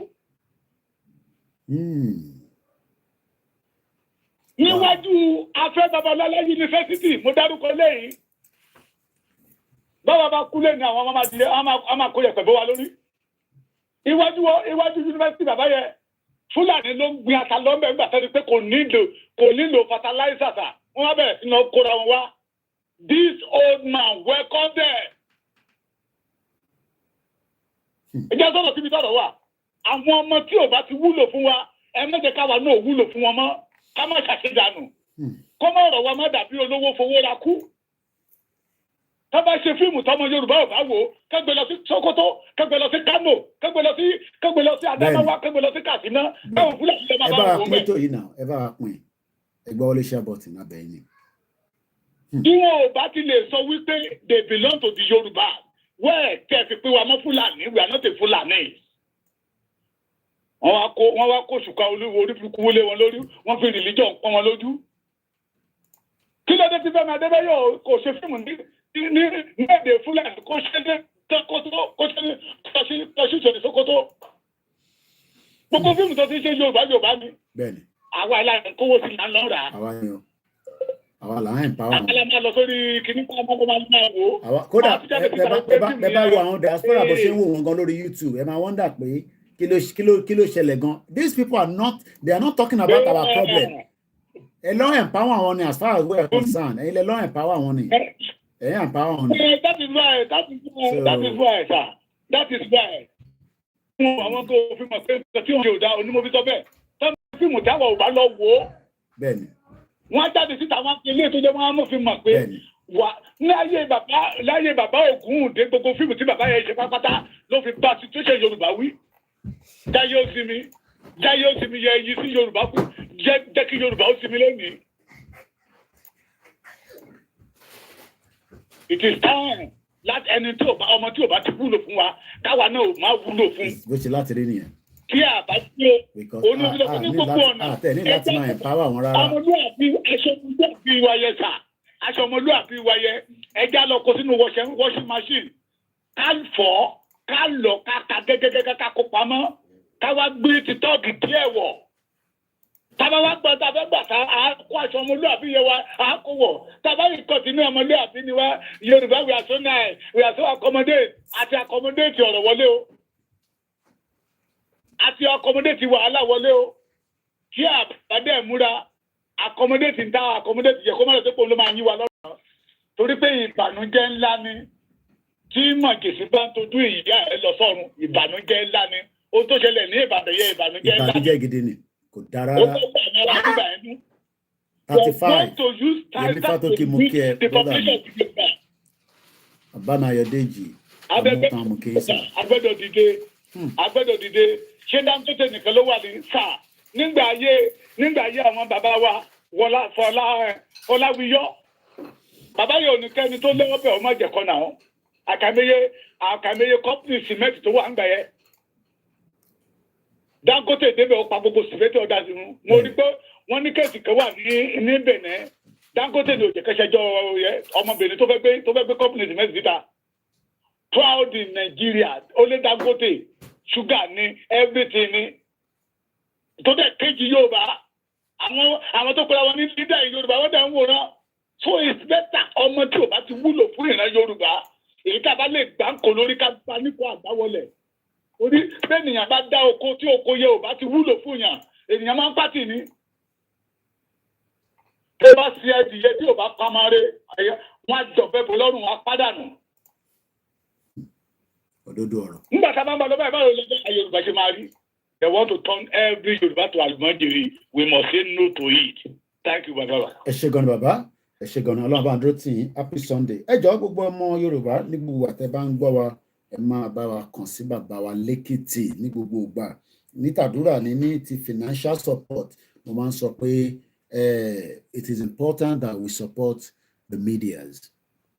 Mo kí Prince Adébọ̀wálé Julius Ọlájídé. The good news, path to prosperity, Orileede Yoruba, Sunday broadcast. Èdè ní 22, ó kọjọ́ mẹ́ta fún Christmas. Mo kí gbogbo èèyàn àlùfáà káàkiri gbogbo àgbáyé. Mo kí gbogbo wa pé ṣé bí ọ̀rọ̀ ṣe ń lọ báyìí. Àkèrè mọ́, gbogbo ọ̀nà là ń dàgbà ládẹ̀ ń rí. 35 children nílẹ̀ Yorùbá. Àdẹ̀rí gbogbo gọ́vnà tó tẹ̀ sọ pé kọ́tẹ̀ fi the next day or the following day kọ́ fi ṣe ká fi wọ́n try láti wo but raise the flag wálẹ̀ torí president ló lè ṣe yẹn but within all the Yoruba states kátẹ̀ bá wọn mo wá Yorùbá tí mo fẹ́ lò yẹn mo get it but máa wo English ẹ̀ sympathy with the people that died. The same thing in the Southeast. Though Tinubu Uno lost the event kan lánàá because of the incident in Abuja and also in Anambra. So he actually cancelled an event that he was meant to attend yesterday. President Bola Tinubu is currently in Lagos as we speak right now. Muki our comfort. Oyenuga mufita otoki mommy. Muki gbogbo yẹn wa. How did we get to where we are and how can we rescue ourselves? Prince Arewa Muki. We love the Hausas, but we are worried and concerned about the Fulanis. We love the Igbos, but we are also worried and concerned about them. We love the Yoruba, but we can deal with ourselves within our own government. Tabadaduro Begebi, an independent country. Bẹ́ẹ̀ni, báwọn kẹ́dùn. Ẹ máa bá mi kọ Yorùbá yẹn kí èmi náà lè máa pè síta. Mo sọ pé 55, wọ́n ní Koiki shut up. Ó sì nílé báwo ló ṣe mọ̀ pé 55 ni, so I am going with the numbers tó fún wa nísìn. Ẹ mọ̀ pé àwọn tó wà nílé tá bá ti wà níta wọ́n ní mi ni mò ń gbé bad news wá lójoojúmọ́ lórí platform mi. Wọ́n ní mi ò kí ń mú news tó dá wá lórí Koikimedia. Mo ní fún mi ní good news. Tí Tinubu bá fún mi ní good news. I begged Tinubu yesterday and I'm begging him again. Give us security, at least for now. Títí tá máa fi decide ibi tó kù sí. Give us the adequate security across all the Yoruba land. Gbogbo àwọn Àmọ̀tẹ́kùn sọ ẹ train wọn. Mo kí n lẹ́ẹ̀kan sí Prince Arewa mo fi tọ̀wọ̀tọ̀wọ̀ dárúkọ yín. Wọ́n ní their children are in there so they are less concerned. But kò dáa. All our governors ó yẹ kó bá àwọn tí ó yẹ kó bá Ṣèyí Mákindé kẹ́dùn. Let me put it that way. I mean, I'm just trying to figure out ṣé bó ṣe máa lọ náà ní àbí? Nigeria, Germany, èèyàn méjì ló kú. Tẹ́ bá rí bó ṣe ń gbé news yẹn, wọ́n ṣì ń gbé títí di báyìí. Okay, let's agree pé èyí tó ṣẹlẹ̀ ń ṣe terrorist attack, but in tó ṣẹlẹ̀ yẹn hunger ó ju terrorist náà lọ, because ẹni tó ti ń febi pa is more or less like a terrorist or terrorism. And dáwà ṣe bí abáwà ṣe ń bí ìlú ìṣe reprocess, because inter-abroad máa ń ṣe ni pé ó máa ń reprocess brain èèyàn. So you see things from a different perspective. Ẹ mọ̀ kí mo wo fídíò kan, ẹ mọ̀ àwọn ajá kan tó máa ń pè ní breed. Àwọn ajá yìí máa ń burú gan báyìí. Ó ti pààyàn dáadáa nílùú yìí náà. Ẹni tó ní ó ń pa, ó ń attack àwọn yẹn, ṣáà ti mọ̀ àwọn ajá yẹn. Mo wá ń wo Twitter, which is X. Ọwọ́ ń ṣe bọ̀bọ̀ kan, ajá yẹn fi attack ẹ̀, ó wá bẹ́ sórí mọ́tò. Prince Adébọ̀wálé ní we are now in hunger revolution, but àwọn èèyàn ní àwọn ní strength Koiki.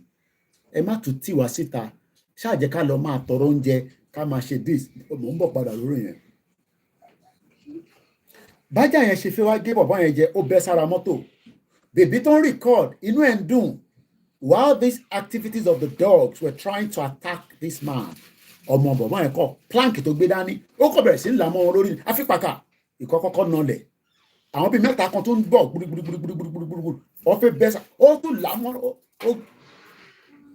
onírọ́ ló máa ní kò sẹ́ èmi ò ní sọ̀rọ̀ níbí báyìí kó má sí evidence ẹ máa tẹ̀lé mi lórí Twitter Sunkin ní I watched that video too ṣé wọ́n mọ̀ pé bí bọ̀bọ̀ yẹn ṣe ń lagi mọ́ wọn tó ń lalẹ̀ yẹn bèbí tó wà ní mọ́tò yẹn tó ń rìkọ́dì ó dẹ̀ sunkún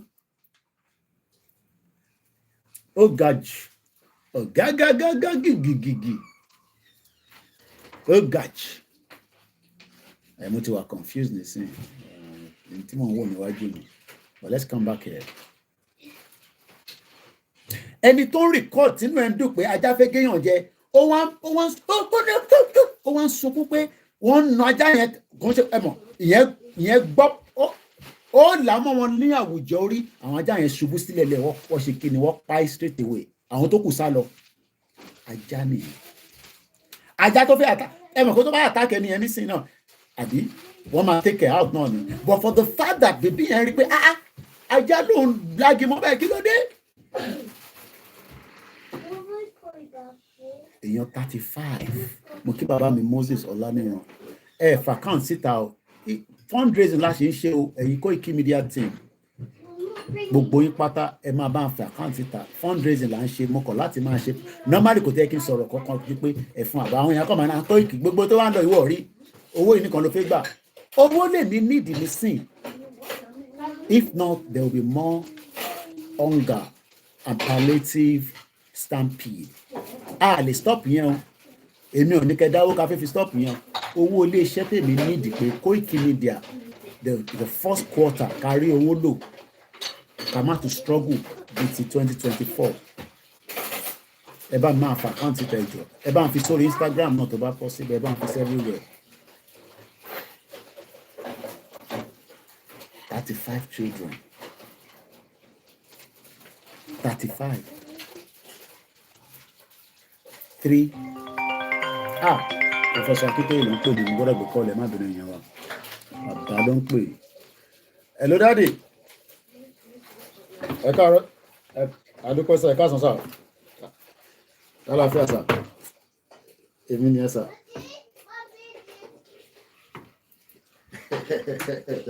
thank you sir ẹ ṣé gan ni sir thank you sir ẹ ṣé gan ni.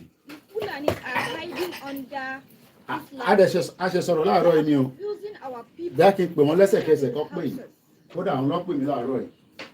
They are confusing our people. All the imams in Nigeria, especially the northern part of Nigeria, all of them are Fulani. They are confusing our people. Because they don't want us to think for ourselves. Yes, they always want us, anything they tell us, whether good or bad, we should just follow them. This thing, it has to come to an end. This year. So Hausa people, please, my people, you have to differentiate between religion and culture and language. You have to differentiate. Bàbá ní kẹ́ pa àwọn SAP wọ́n pè mí sọ náà wọ́n gbúrò yín ara wọn ní kẹ́ pa àwọn ọmọdé nínú àti ti sọ̀rọ̀ láàárọ̀ yìí.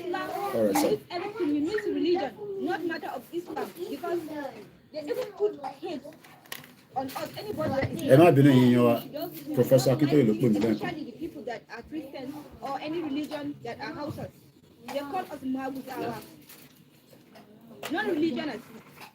And it's a lie. It's a propaganda. Because they want to rule us every day. Okay. We are like a slave to them. It's not that enough. Now they are killing our people every day. Okay. They are killing our people and every day. Okay. And their people are not talking minister, everything. With politics. They are the one. The thing is Hausa land. The people that are doing governor, like the one I know since I grew up, all of them are Fulanis. All governors are Fulani. Why? Why? Kano. Only one Hausa. All of them are Fulanis. Even the deputy officer, the deputy governor. No, let's come to reality. Are we making it up that Fulani will overrun us? Is this something that we are making up without any fact and evidence that is out there in the public domain? Omobolaji Abdullahi, wa rowo mi láìpẹ́, mo kí dáadáa brother mi. Kò bá mi tún bá mi resend kíní ẹ̀. Ọlọ́run bá ń dúró ti gbogbo yín. Ẹ jẹ́ ká padà sí ilẹ̀ Yorùbá tó jẹ wá lógún. Mo dẹ̀ fi jẹ́ kí Yorùbá kó jẹ́ àwọn èèyàn ní Koiki òyìnbó tí wọ́n máa ń sọ ètò ìpọ̀jù darí. Ìyẹn là ṣe ń fi gbádùn program ẹ̀ mọ́. A ṣe láìkẹ́ tó wà kọ́ máa sọ òyìnbó. Ìbọn Yorùbá la fi gbà. Ẹni bínú, we have to speak in English. My worry and concern is that how to sọ òyìnbó àbí ó ti mọ́ra ní la máa ṣe sí 25 years in UK àti di bàbá lóyìnbó.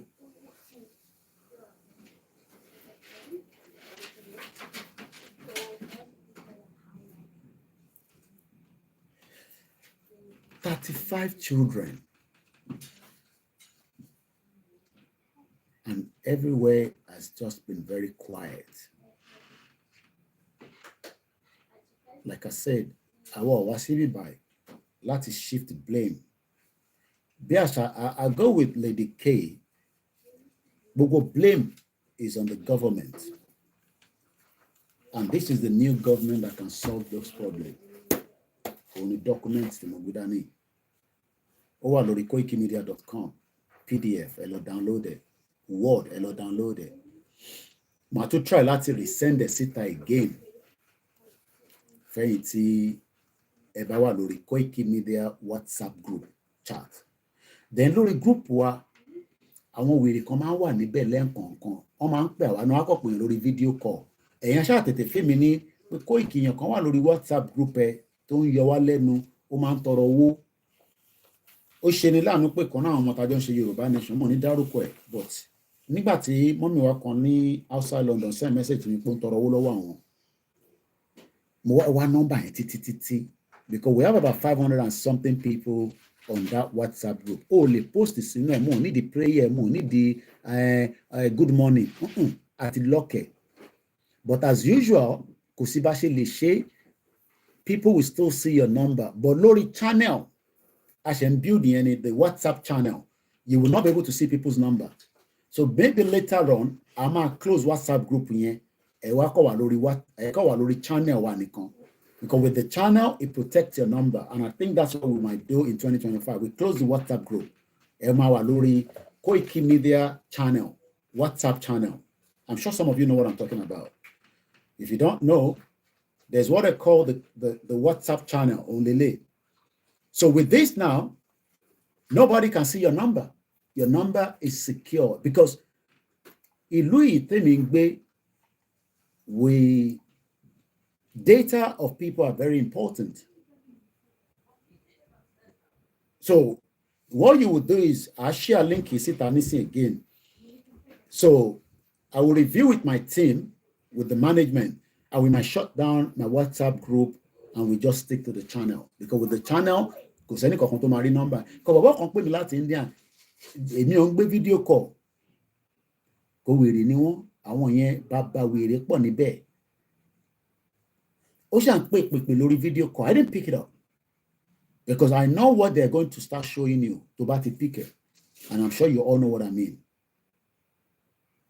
So ẹ̀yin tẹ́ wà nínú group wa, tẹ́ bá rí ẹni tó ń tọrọ owó lọ́wọ́ yín, ẹ̀yin pè àwa pé Mr. Koiki yẹn kan yọ mí lẹ́nu kẹ́gẹ̀ẹ́ fún mi number. Àwa trace number yẹn, ayọ̀ ẹni yẹn kúrò. Ó wá ṣe ní láàánú pé kan náà àwọn tájọ́ ń ṣe Yorùbá nation. Ṣé rí àwọn tájọ́ gbogbo ata Nàìjíríà ló affect gbogbo wa, Yorùbá nation kan ló gbaṣẹ́ lọ́wọ́ yín. Gbogbo ìtẹ́ máa ń sọ excuse nǹkan kan yẹn is an excuse. The inflation in Nigeria is about almost 40%. So people will struggle to make ends meet. Kódà tẹ́ bá ṣì níṣẹ́ lọ́wọ́ gan, probability pé iṣẹ́ yẹn máa ti tán because Yorùbá nation kan ló gbaṣẹ́ lọ́wọ́ yín. Ìdẹ̀tí ni government tiwa tó ní access.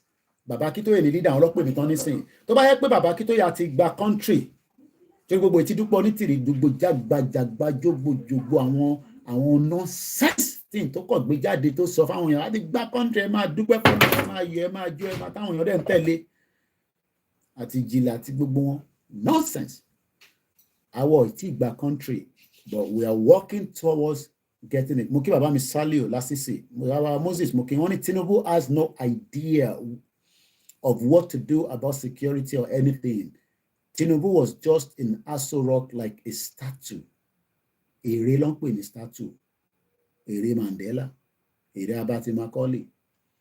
Èmi ti sọ fún yín pé Tinubu kọ́ ló wà in charge. Sultan of Sokoto ló ń run Nigeria. Take it or leave it. But I'm bothered about it. What I'm trying to explain is that mommy ẹ wá send message to me because some of you might live in a group yẹn kẹ́ máa nẹ̀ fẹ́ sọ fún mi. Ẹ gbọ́dọ̀ sọ fún wa if anybody is disturbing you kó tó di pa máa close group yẹn. I might close mine and just because WhatsApp channel what is secure kò sẹ́ni kankan tó máa rí number anybody. Ìyẹn náà ẹ lè post. A kò máa post síbẹ̀ ni ẹ̀yin á máa rí news wà níbẹ̀. BBC ni gbogbo wọn ló ní.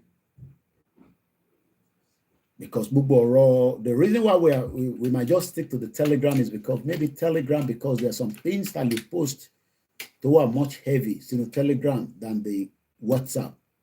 But we'll see, we'll review it for 2025. So more number because we have about 500 and something people on the group. More so found there about one number ijade. Nígbà tó wá your number yẹn. Àṣé mi ti save orúkọ yẹn ni kò ṣe jẹ́ kiri mo rí pé kan náà ọmọ Yorùbá tájọ ń ṣe movement ló ń tọrọ owó lẹ́yìn mo dẹ̀ mẹ́mọ́ ẹ̀ dáadáa ìyá mi Grace today ibi channel mi ni mo ń sọ WhatsApp group Koikimedia kò ń ṣe GR1 ibẹ̀ la máa ń ju news sí she's always worried pé àwọn ò sí nínú àwọn kankan ìyá ẹ̀ ọmọ àwọn àwògbà náà máa pè mí nísìnyí pé olóòtú it's just a channel group kò ń ṣe group pé kankan ju pé a kàn ju news síbẹ̀. It's called WhatsApp group. Just people going to WhatsApp group. I don't need to Koikimedia. But because people can WhatsApp group anything, I only the number in. But channel, the number. WhatsApp lo creating here. It's called a WhatsApp channel. The remember anybody or to secure line here. So but let's leave that. So I am not saying that people should not go and ask for money from people, but don't take advantage. But boy, I was very upset. But I will not mention his name. Let's come back to Kílódé tí àrí gbogbo governor le Yoruba kó bá wọn ṣe kíni ẹ bá mi sọ lẹ́ǹkan níbi ìgbà Yorùbá yẹn. Ẹ bá mi tún kọ again simple rhyme bá wọn kẹ́dùn. Why tó ṣe bá wọn àwọn Kílódé tí Ogun State ò bá Ọ̀yọ́ kẹ́dùn. Kílódé tí Kogi ò bá Ọ̀yọ́ kẹ́dùn. Kílódé tí Ọ̀ṣun State Governor dancing senator tó bá by now èmi rò pé Davido sọ pé òun fún wọn ní òun kò tẹ̀ gbé 10 million kan sílẹ̀ pé tó bá ti yanjú gbogbo wàhálà yẹn tán 10 million wà nílẹ̀ gbogbo àwọn tí wọ́n lose ọmọ kó fún wọn ní owó Davido tó bẹ́ẹ̀ ojú bẹ́ẹ̀ lọ bí a tó bá wá gbọ́ program yìí ṣá o bí ó lè ṣe ó tó bẹ́ẹ̀ ojú bẹ́ẹ̀ lọ náà ni ó ní fault lọ́wọ́ o. So I'm trying to figure out and wonder kí ló dé tí ààrẹ nìkankan bá wọn kẹ́dùn after ìṣẹ̀lẹ̀ tó ṣẹlẹ̀ àkọ́ngbọ́ Queen Naomi Oriyomi Hamzat okay.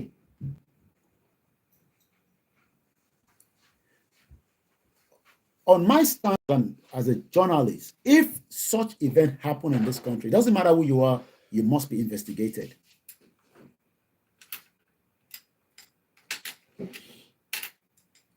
This might not go well with some of you.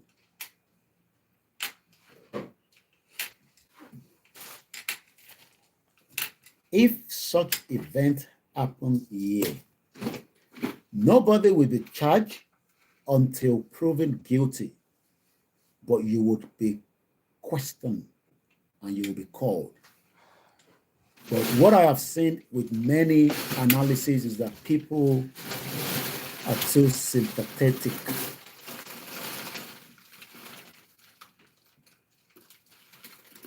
We are very, very sympathetic.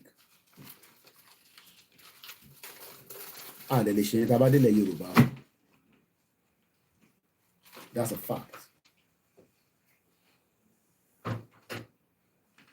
So if you're thinking that we get a country, Tabadebe, Etori Koiki ṣe dáadáa, ó ṣe this, tí nǹkan kan bá wá ṣẹlẹ̀ tó involve Koiki, kọ́kọ́ sọ pé torí ó ṣe dáadáa. It doesn't work like that in a civilized society. And I'm surprised that many diaspora that knows this. Mo sọ pé ìtẹ̀wà Nigeria. The diaspora that lives in Europe knows this very well, that it does not matter who you are, you will be investigated. And if you're found guilty, you will go for it. So we are now putting sentiment with the event that took place in Ibadan. I just left it. But at Abuja, and it's a bias.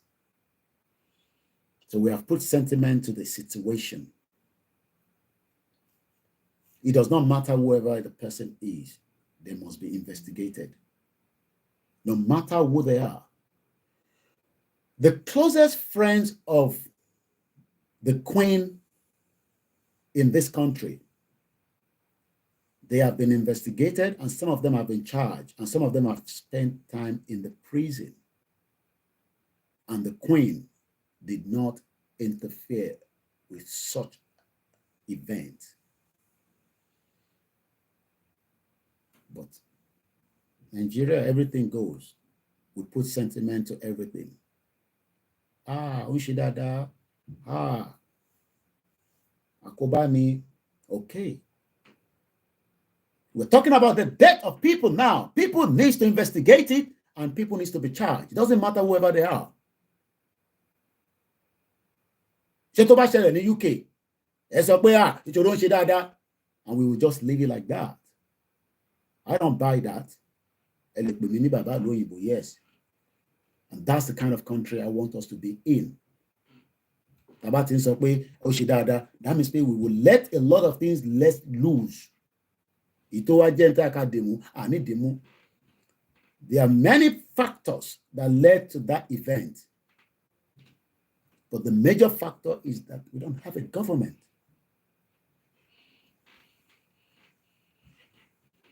We don't have a government.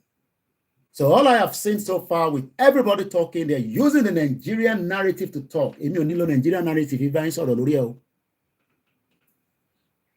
I might not mention the names of those that are involved, but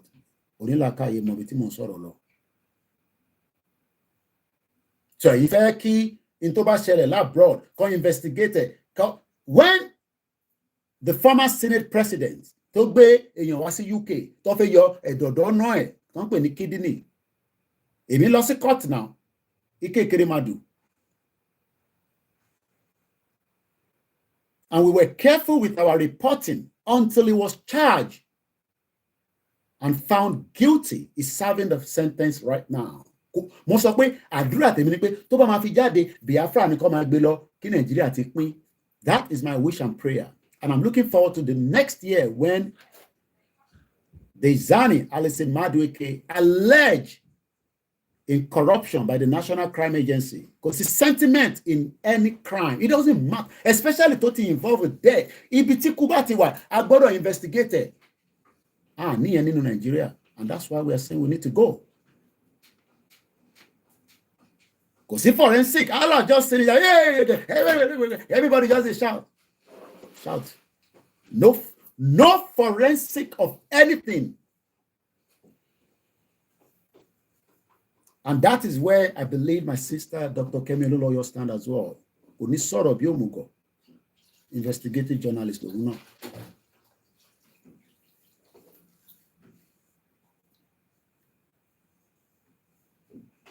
So there's a lot of factors. And in after people, táwọn èèyàn bá ti wá tó bá ti charge àwọn èèyàn ilé ẹjọ́ tó charge wọn pé internship yìí ó kù díẹ̀ káàtó kò sí whoever you are. Look, if you can't serve the town tó o bá ti lè ṣẹ̀wọ̀n má commit a crime òun ni bíbá kí ló rò pa ṣe ń ṣe bí ọmọ jẹ́jẹ́ torí àfi lọ ṣẹ̀wọ̀n ni ẹ̀rọ pàwọ́ náà mọ bá ṣe lè ṣàwọn nǹkan kan nílùú tí a máa dọ́gbọ́n sí tó bá ti dọ́gbọ́n sí tó bá ti mú ẹ ó gbọ́dọ̀ lọ ṣẹ̀wọ̀n fún tó bá jẹ́ pé wọ́n ní tó bá dẹ̀ pé community service and your name will be on the record kò wá mí pò ní mo níyàn tó ti lọ sí prison nílùú yìí tó dẹ̀ ti níṣẹ́ dáadáa lọ́wọ́. It's not the end of the world. It's just for you to go and serve the term so that you can feel remorse for your crime. But tó bá ti jẹ́ pé irú kéèsì àwọn ọkọ àti stepmother ẹ̀ntẹ́ bá wà ní UK Sarah the baby náà mo posted ọ̀pọ̀ ọmọ yẹn ó sá lọ sí Pakistan pẹ̀lú àwọn tó kù. They're serving the term now, life in sentence. Ọmọ kan ló pa ó fún wọn ní 40 years. Now, ibi tó ti pa ọmọ 35 nísìn, tó bá ṣe investigation dáadáa. Ọdún mélòó lẹ́rẹ̀ kọ́ ẹ̀kọ́ fún àwọn yẹn. It doesn't matter whoever it is. But we are always a sentimental people. They lè run government when yẹn lọ́jọ́ iwájú o. Torí government gbọ́dọ̀ ṣe tó tọ́ tó yẹ. Food bank wà nílùú yìí táwọn èèyàn ti lọ ń gba oúnjẹ. Yes. Bí Christmas ṣe ń bọ̀ nísìn àti àná àti ìjẹta àti last week ni wọ́n ti máa sọ fáwọn tí ẹ pé kébí má bàa pa wọ́n níjọ́ Christmas pé ẹ wá gba oúnjẹ. Ẹ wá máa béèrè pé ní UK Koiki food bank kí lẹ fi ń ṣe? Yes, it is available for those that need it. Because people are poor in this country. Àwọn èèyàn tó rí jẹ náà wà nílùú yìí. Don't need the help from the government. So there are now bodies that have been set up. Tí bá lọ sí Asda, tí bá lọ sí Tesco, Sainsbury's, nẹ́gbẹ̀ẹ́ kan ṣe bẹ́ẹ̀ náà tẹ́ bá wọnú bẹ̀ ẹ máa rí tán máa ń pàlẹ́ oúnjẹ. Ẹlòmíì á ra tòmátò mẹ́ta ájù kan síbẹ̀ á máa mú méjì lọ́lé. Tó bá dẹ̀ ti di pé ó ti kún àwọn tó máa wá kọ̀lẹ́tẹ̀ wá kó lọ sí food bank. Àwọn tó ní ìdá lọ síbẹ̀. Dignity. With dignity ló máa fi gbà. With dignity ló máa fi fún wọn. Wọ́n ní fún wọn with debt. Èyí tó ṣẹlẹ̀ Nàìjíríà nìyẹn. There's nothing wrong to give. Even if we have a functioning government, it is still good to give. But when the government has failed, government burúkú ni government in Nigeria, government àdánwò tó dárára tó ti bà wọ́n jẹ́ gan. Kò ń ṣe Tinubu ló bàjẹ́, but wọ́n wọ́n Tinubu wọ́n sọ fún pé ìjọba tó ń lọ ṣe yìí ó lè rí kankan ṣe o. Ebi máa pa wọ́n yan ni o. Ó ní kán máa wọ̀rí Yorùbá ni wá. Àwọn á máa dífálé, àwọn á máa ṣe this, àwọn á máa ṣe that. Kí ni ẹ wá ní ṣe pẹ̀lú tó wà nílẹ̀? Wọ́n sọ fún ọmọ kọ́ Yorùbá ní Tinubu, ó ní babaláwo tiẹ̀. Yorùbá ní gbogbo wa, bẹ́ẹ̀ ń ṣe ní pásítọ̀ tí òun náà ní babaláwo. Wọ́n sọ fún wọ́n wọ́n ẹ̀ pé ibi tó ń lọ yẹn kò sí ọ̀nà bẹ́ẹ̀. Ó ní gbogbo tó bá gbà lòun fẹ́ fi débẹ̀. Wọ́n ní ó ṣeé ṣe kó mú ìtàjẹ̀ sílẹ̀ wá. Ó ní ká má wọrí kọjá kóun débẹ̀. Òun làárín tó ń lọ lọ́wọ́lọ́wọ́ nísìn.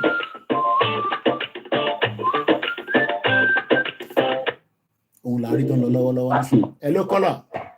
Yes, hello. Ẹ bá gbóhùn sókè àwọn ọmọ. Ẹ káàsán.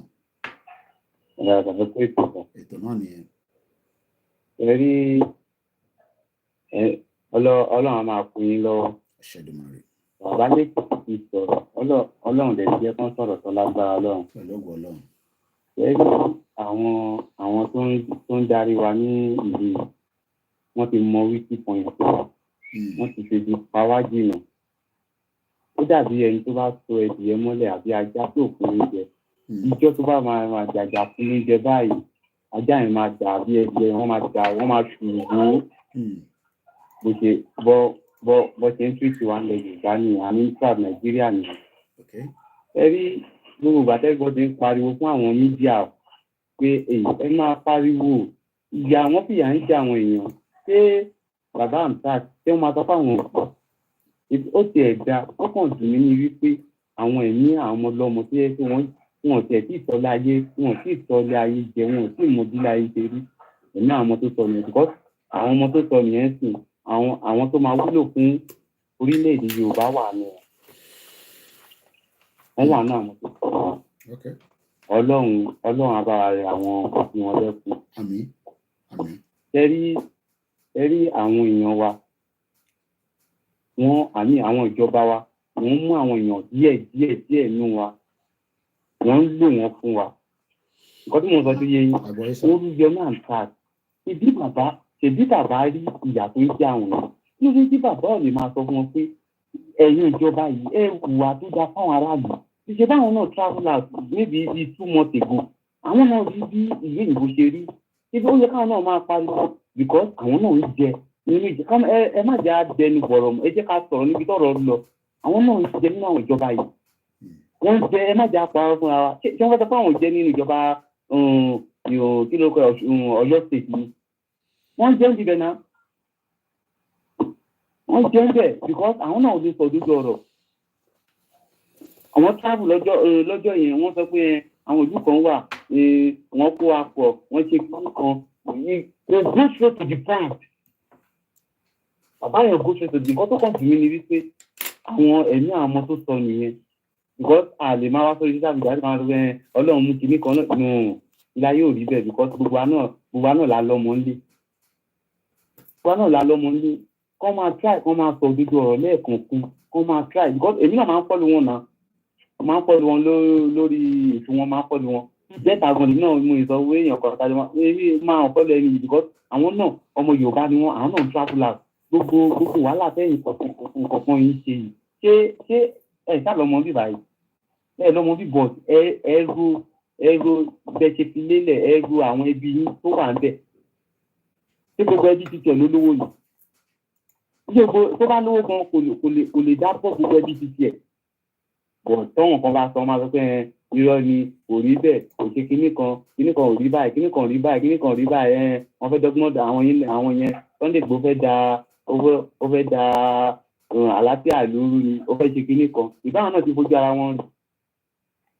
wọn rí sí bàbá mi ẹwẹ máa bẹ tó bọ̀ kò ní fún yín kò ní rẹ̀yìn àwa tá máa tẹ̀lé yín a máa tẹ̀lé yín a máa gbọ́ yín owó dátà ká máa gbọ́ yín Ọlọ́run ní fún wọn wà lágbára Ọlọ́run òun náà lè léyìn sí èyí tẹ̀lé bẹ́ẹ̀ yín sọ̀rọ̀ yín sí má kí ni mo fi ń gbọ́ yín wà á bí iṣẹ́ lèmi Sunday ṣe Monday to Sunday everyday lẹ́yìn ọmọ Yorùbá ṣe ń ṣiṣẹ́ báwo lèmi ṣe fẹ́ long life èèyàn lè ní long life náà wọ́n ti bá gbó ẹ̀jẹ̀ èèyàn á kó 10,000 jọ dání èèyàn ní rí nǹkan tí èèyàn máa fi ṣe kọ́tà ní value.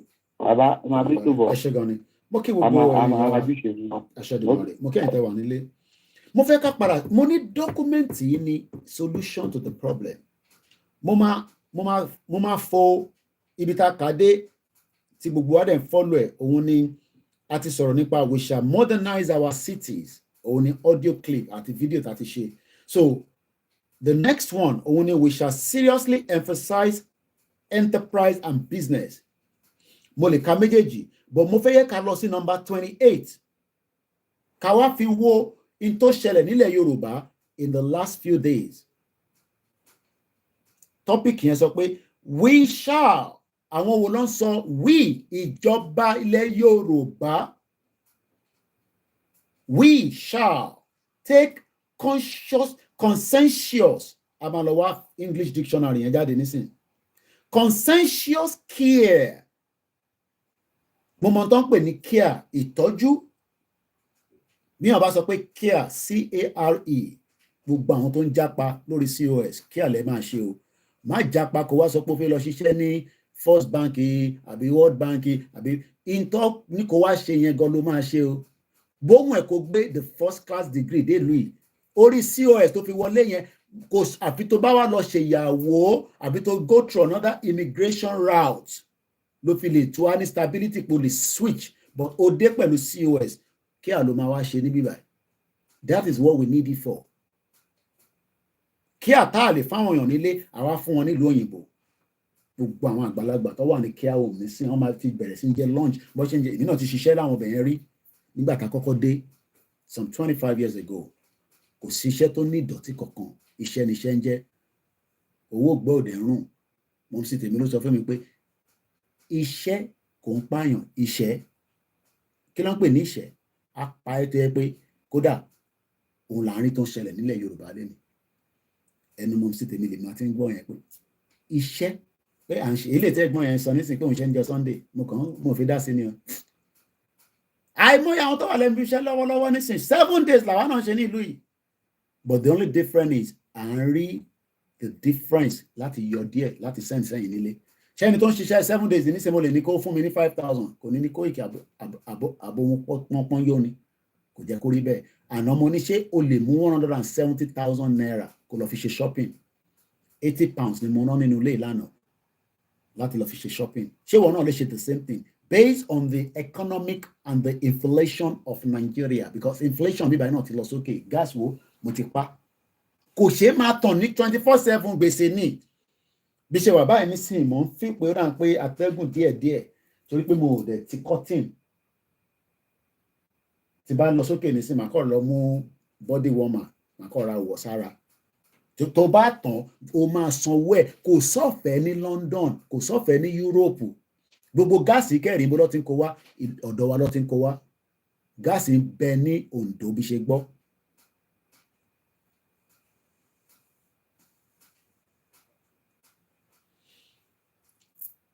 Care of our weaker citizen. Kò sílùú tó ò ní sí àwọn tó weak.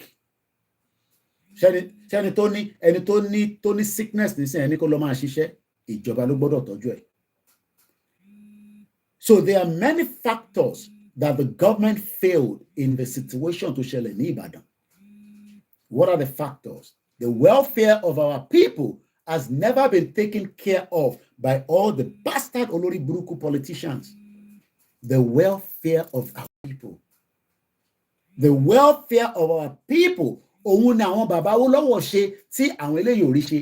Ẹ wá wo bàtà àwọn bàbá Awólọ́wọ̀ ń ṣe yẹn nǹkan mélòó láwọn ní as at the time tó fi ń ṣe, yet they were able to deliver.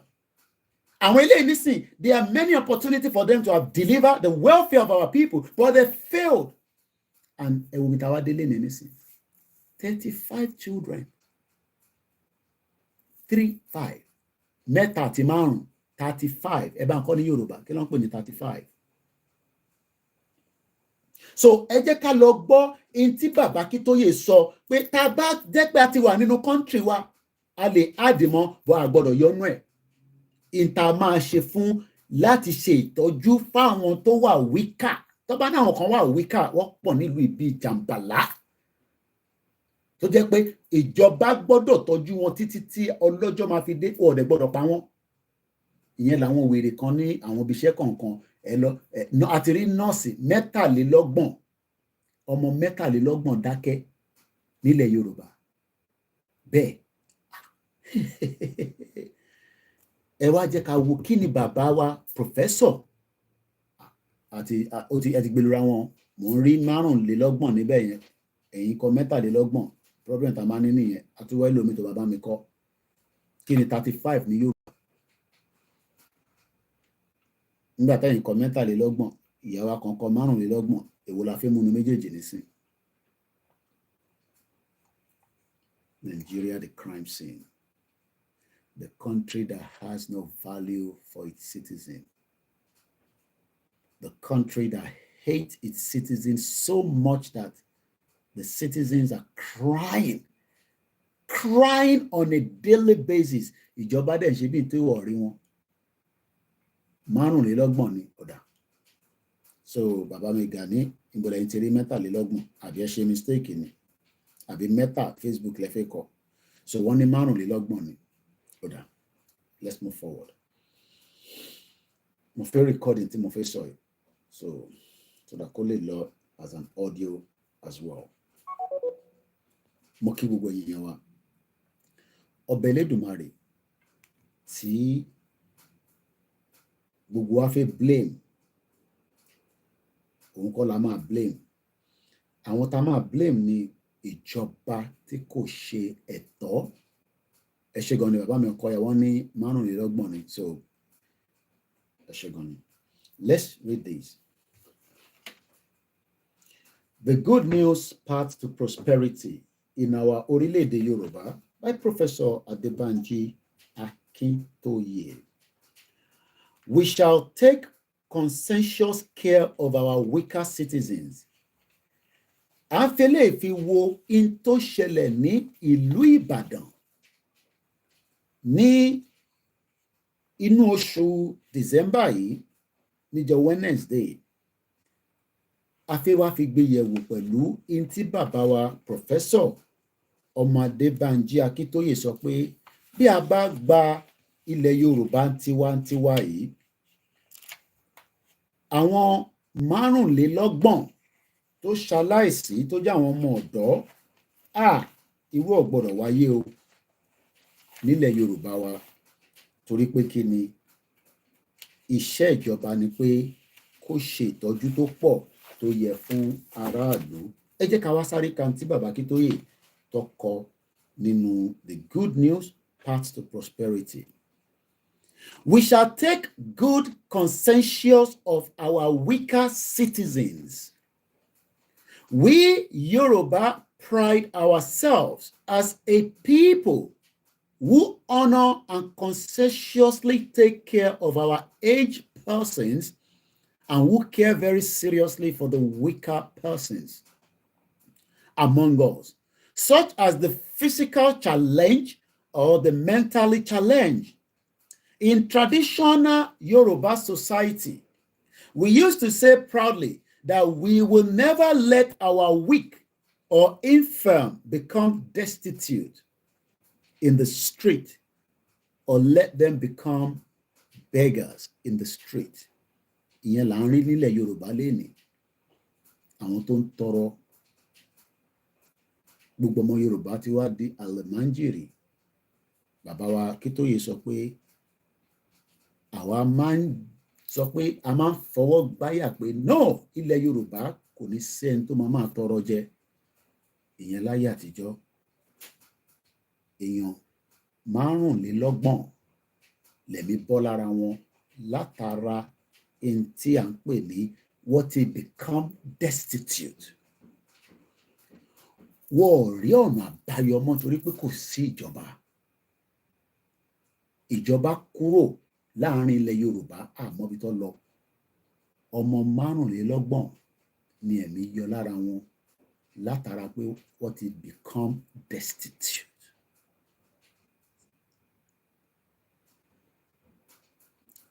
Baba Akíntóyè wá ń lọ further. We used to brag that any beggars seen on our street are non-Yoruba persons. Láyé àtijọ́. Kò ń ṣe nílẹ̀ Yorùbá tèmi mọ́. We have now become the beggars. Àwa gangan ti wá di beggars. Beggars in the suit, beggars in a rag outfit. Kódà, we are beggars láti máa wọ bandit and picket. We are beggars that àwa bẹ̀rẹ̀ sí sọ social media di ẹgbà account mi bá ń fowó ṣẹjọ. We are beggars by going in different WhatsApp groups and pleading with people to support us financially. Destitute beggars, online beggars, offline beggars, Yoruba people. Níbi tá sọ pé àwa la ní gbogbo tó gbé Nàìjíríà dúró. Beggars all over the place. Destitute beggars. Different class of beggars. Beggars only 1 million wà. Beggars only 300 naira wà. Beggars only 2,000 wà. Beggars me ta jẹ́ kí n jẹ́ tèmi, tí bá tèmi jẹ́ tọ́lá jẹ́ sì jẹ́ tèmi ná. We are beggars all over the place. Destitute beggars. Ẹ jẹ́ ká tẹ̀síwájú. Àwa tá máa ń fọwọ́ sọ́yà pé a ní ever rí ọmọ Yorùbá nígboro tó ń tọrọ nítorí pé kò ń ṣe ìṣe àti àṣà wa. Ìdójútì ni pé kọ́mọ Yorùbá jáde kó lọ máa tọrọ owó. Àwa tẹ̀ lójútì mọ́. Àti sojútì àti fàyà àti sọ́nù. We used to brag that any beggar seen on our street and non-Yoruba persons, irọ́ ni nísìn. Gbogbo ilẹ̀ Yorùbá pátá ṣàbánjú 2,000 naira sínú OPay. Tó bá rí 500 gan máa gbà lórí OPay. Má ṣà send it, send another one. OPay to OPay, wọ́n ní charge owó lé lórí. Because that 50 naira tó fi yọ lórí ẹ̀ gan, ó máa dín nínú 500 naira. Beggars. A German scholar, Professor Orileede, who lived for many years in Yoruba land in the 1950s and 1960s. Ó kọ lẹ́tà pé nígbà tóun dé ilẹ̀ Yorùbá, ò ní ever rí any destitute beggars. Ẹ bá mi sáré kọ síta. Ọdún mélòó ní 1950 títí di wákàtí? Kí ló ṣẹlẹ̀? Kí ló dé tí kò sí beggars ní 1950s? Kí ló dé tá à ń rí beggars ní 21st century? Tí ọmọ márùndínlọ́gbọ̀n wá ṣaláìsí nílẹ̀ Yorùbá. If ní 1950 wọ́n ní kò sí beggars, professor kan ló wá láti Germany tó ń pè ní Professor Orileede, spell as Ullibeer, is a German scholar. Ó nígbà tóun dé ibì kan tó ń pè ní ilẹ̀ Yorùbá, torí kò tí sí Nàìjíríà ní 1950. Ó ní òun dé, ó wá padà lọ, ó wá fi kọ̀wé. Ó nígbà tóun débẹ̀ ní 1950s títí dé 1960s. Ó ní he never saw any Yoruba destitute beggars in the street. Òun ò rí ọmọ Yorùbá 74 years ago lánsọ yìí. Àwọn tó bí ní 1950 ṣì wà láyé. Àwọn tó bí ní 1950 tó witness ní tá à ń sọ ìwọ́n ṣì ń bẹ láyé tó ì tí kú. Ẹ wá ní ká dákẹ́ ká má sọ̀rọ̀ torí pé ká má bàa upset Tinubu, ká má bàa upset àwọn àgbàlagbà ilẹ̀ Yorùbá. Ṣé báwọn ṣe ṣe nìyẹn in the 50s tí kò sí beggars nílẹ̀ Yorùbá? Kí ló wá fa destitute beggars nílẹ̀ Yorùbá? Òun ni bàbá Akíntóyè fi sọ pé we shall take good consensus of the weaker citizen. Àwọn wọn náà pè ní weaker citizen. Ọmọ kékeré ta rí tó fẹ́ lọ gbọ́ oúnjẹ tó dẹ̀ faṣọ ọmọ yára, wọ́n padà gbé òkú yẹn kúrò lára wọn níbẹ̀ ni just Wednesday ní ìlú Ìbàdàn. Ká bèsè Elédùmarè o nílẹ̀ Yorùbá. But gradually, since 1960, nígbà tá a gba independence, as Yoruba people have become poorer and poorer, P-O-O-R-E-R, poorer, tálákà, poor, tálákà, poor, tálákà. Ẹni tó rí tọ̀sán jẹ tó mọ̀ tó máa jẹ lálẹ́. Ẹni tó rí talẹ́ jẹ tó tí mọ̀ tó máa jẹ láàárọ̀ ọ̀la. Nígbà tó di 1960, Yoruba people tó ní 1950 kì í ṣe tálákà. Nígbà tá a máa fi wọnú 1960 independence, we become poorer and poorer. And there have been more and more Yoruba beggars. That's the fact. It's painful to say, but it's the reality that cannot be denied.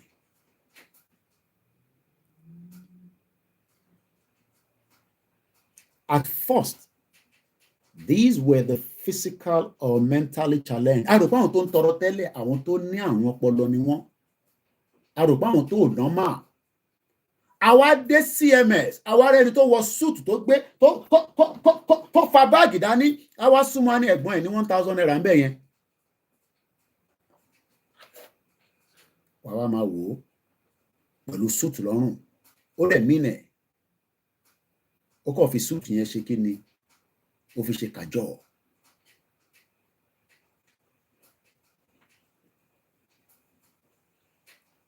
But over the recent decades, increasing numbers of Yoruba physically, ẹni tó fit, tó ní fìrìgbọ̀n, ní obìnrin tó dùn dáwọ̀, á wá súnmọ́ ẹ, á ní ò bá mi ṣe, kò fún mi lówó.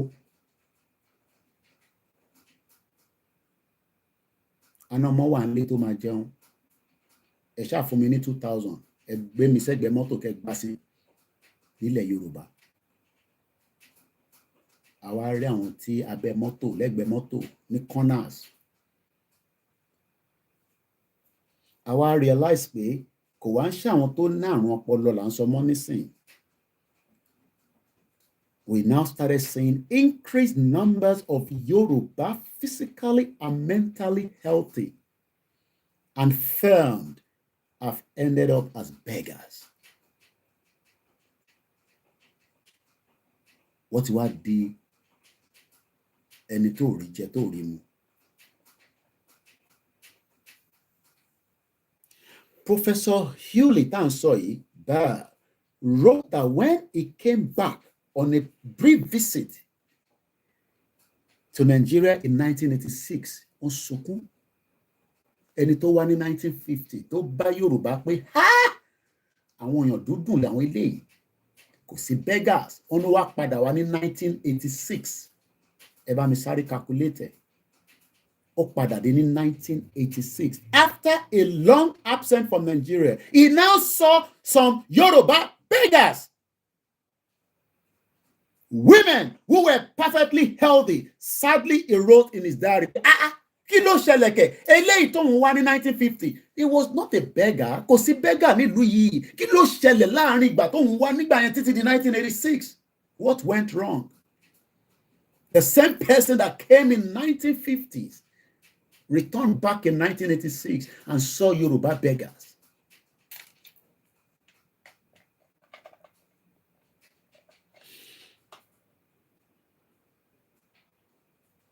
And mostly were women who were perfectly healthy. This was in 1986, 36 years later. Eshegoni.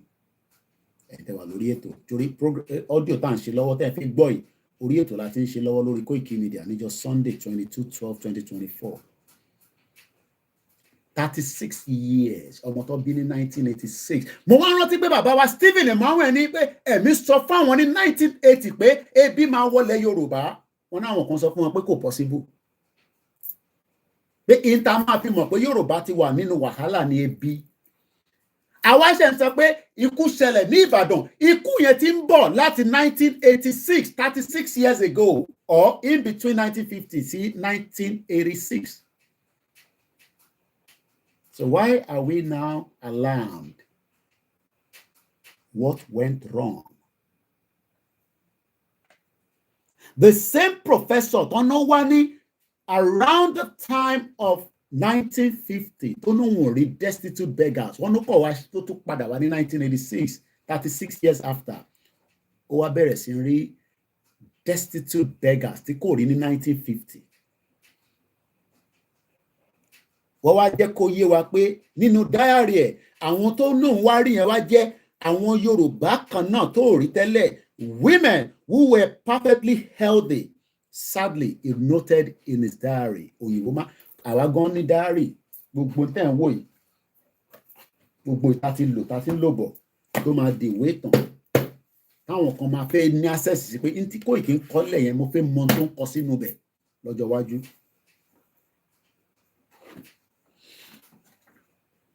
Ẹ jẹ́ ká tẹ̀síwájú. The life of Yoruba society has crumbled.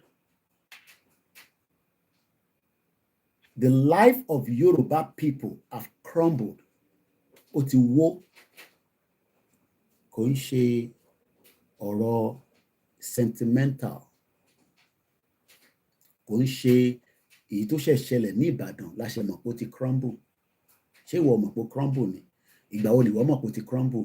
Ṣé èyí tó ṣẹlẹ̀ ní Ìbàdàn ló ṣe mọ̀ pé ó ti crumble àbó ti mọ̀ tẹ́lẹ̀ tó lè sọ? Àwa ará àwọn tó dìde tó ń sọ nísìn ẹni kan gbẹnu dákẹ́, ẹni kan back home. Màá kúrò ní UK débi ò pa mí tíyà ò jẹ mí. Màá máa bọ̀ nílùú tíyà ń jẹ yín tó ti crumble torí pé ó máa kù díẹ̀ káàtó. Mò ń bí ẹni o. Màá kúrò nílùú tí mò ń rí jẹ lọ́sàn-án lóru tí mo wà intimidated tí mò ń ṣe wá tí mo lè ṣe according to the law. Láti lè tọ́jú ìyàwó àtọmọ. Màá wá máa bọ̀ nílùú tẹ́yìn ti sọ pé ó crumble àbí tó mọ̀ pé ó crumble tó ṣe ń sọ pé come back home.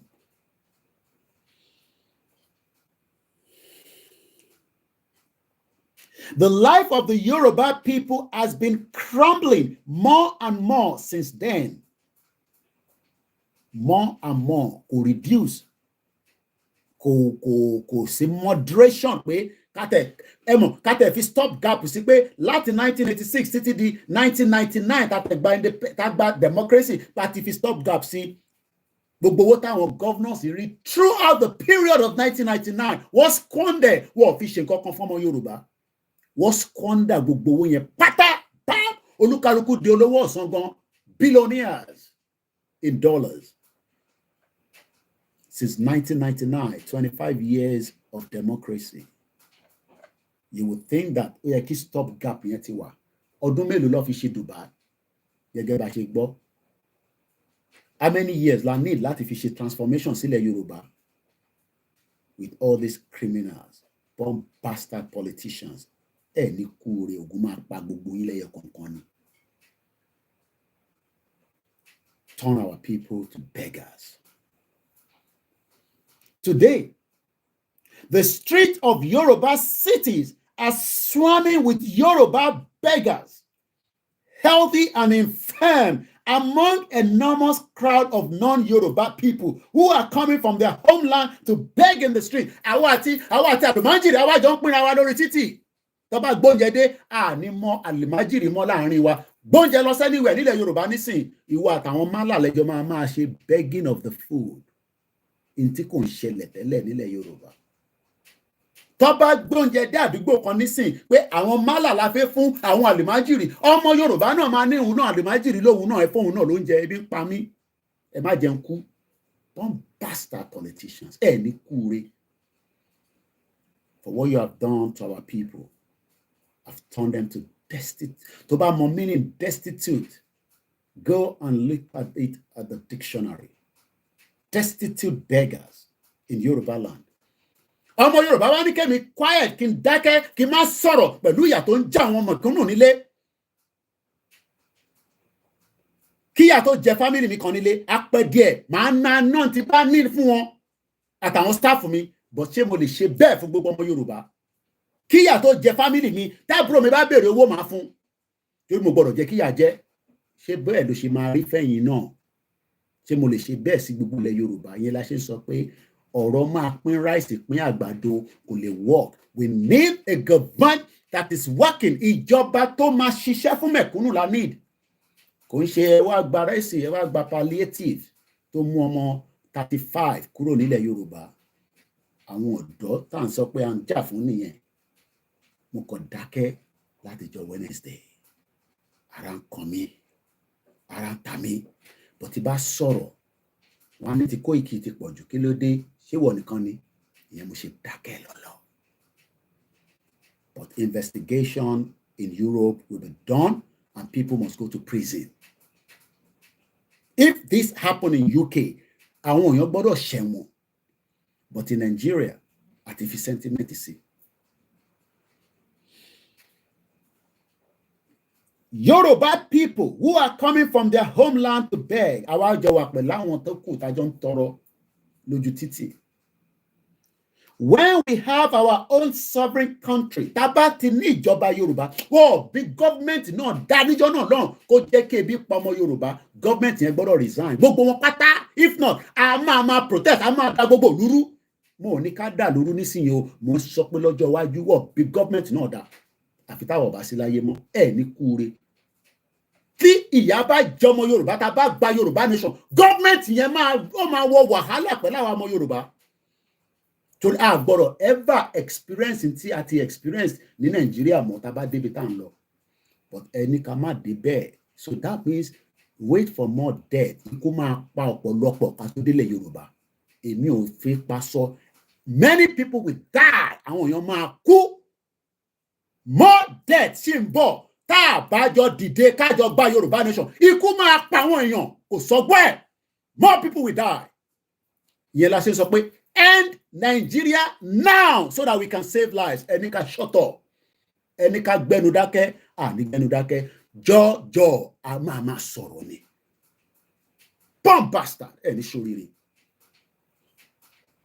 When we have our own sovereign country, tá bá gba ìjọba tiwa separate from Nigeria, ìlú òfò, ìlú òṣì, ìlú burúkú, ìlú apanijayé.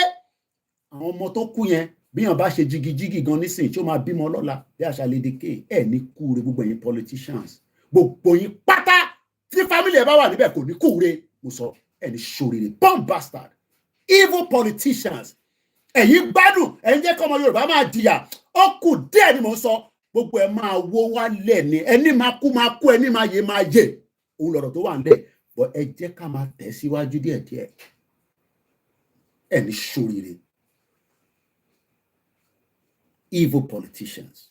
Ẹ sọ fún wa pé ẹ lè dáko ní mechanized farming. ká dá oko rẹpẹtẹ kébi má pa àwọn èèyàn ẹni ká dákẹ́ ká lè bá satisfy conscience Tinubu àbí ẹni ṣoríire.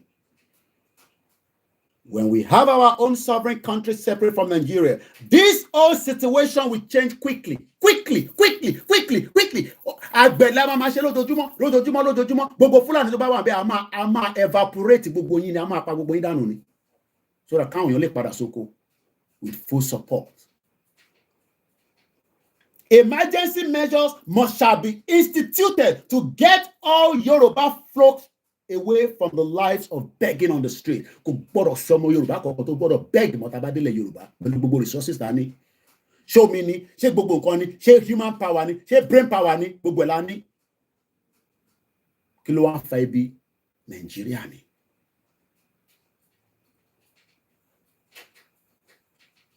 Emergency measures shall be instituted to get all Yoruba flocks away from the lives of begging in the street. And then, within a few years, the general revival of our businesses and general prosperity of our economy will take full care of the situation. Concerning the massive crowd of beggars from other countries, and beg, we shall institute measures to get them returned in a calm manner to their countries. Yes. Donald Trump no máa lé àwọn èèyàn kúrò l'Amẹ́ríkà. Ó máa lé yín kúrò l'Amẹ́ríkà. Ẹ̀yin tí ẹ bá fẹ́ wá dàbẹ̀rú, wọ́n náà wọ́n fẹ́ yín. So gbogbo beggars tó bá wà, a máa kó wọn. Ẹ máa padà lọ sílùú yín. A fẹ́ close borders wa. A fẹ́ beggars. And to complete it, beyond these, we shall evolve social welfare. God bless United Kingdom. God bless America. God bless Canada. God bless European countries that are taking care of their citizens with welfare packages. Ẹni ṣoríire ẹ̀yin olóṣèlú. Ẹni ṣoríire ni mo sọ fún yín for not giving the welfare package that people will need rather than tell people to go and queue in their thousands for spitting. Tó bá transfer 50,000 sí àkáǹtì yẹn kọ̀ọ̀kan ní gbogbo ilẹ̀ Yorùbá, ó tó bẹ́ẹ̀ ojú bẹ́ẹ̀ lọ àṣìlẹ̀ owó tó pọ̀ nílẹ̀. Many Europeans today will not go and beg before Christmas. Ó kù ọjọ́ mẹ́ta lẹ́ni tá à ń ṣe ọ́díò yìí tí a máa ṣe Christmas. Nobody will go with hunger to Christmas in any part of European countries, no matter who they are, even if you're a foreigner. O gbọ́dọ̀ gbádùn níjọ́ Christmas and after. Because why? There's what they call social welfare policies, which a Yoruba country will provide for our needy people, welfare assistance to the person who lose their jobs. Oh, ní láti wá bá mi pé ò níṣẹ́ lọ́wọ́. That is the responsibility of the government.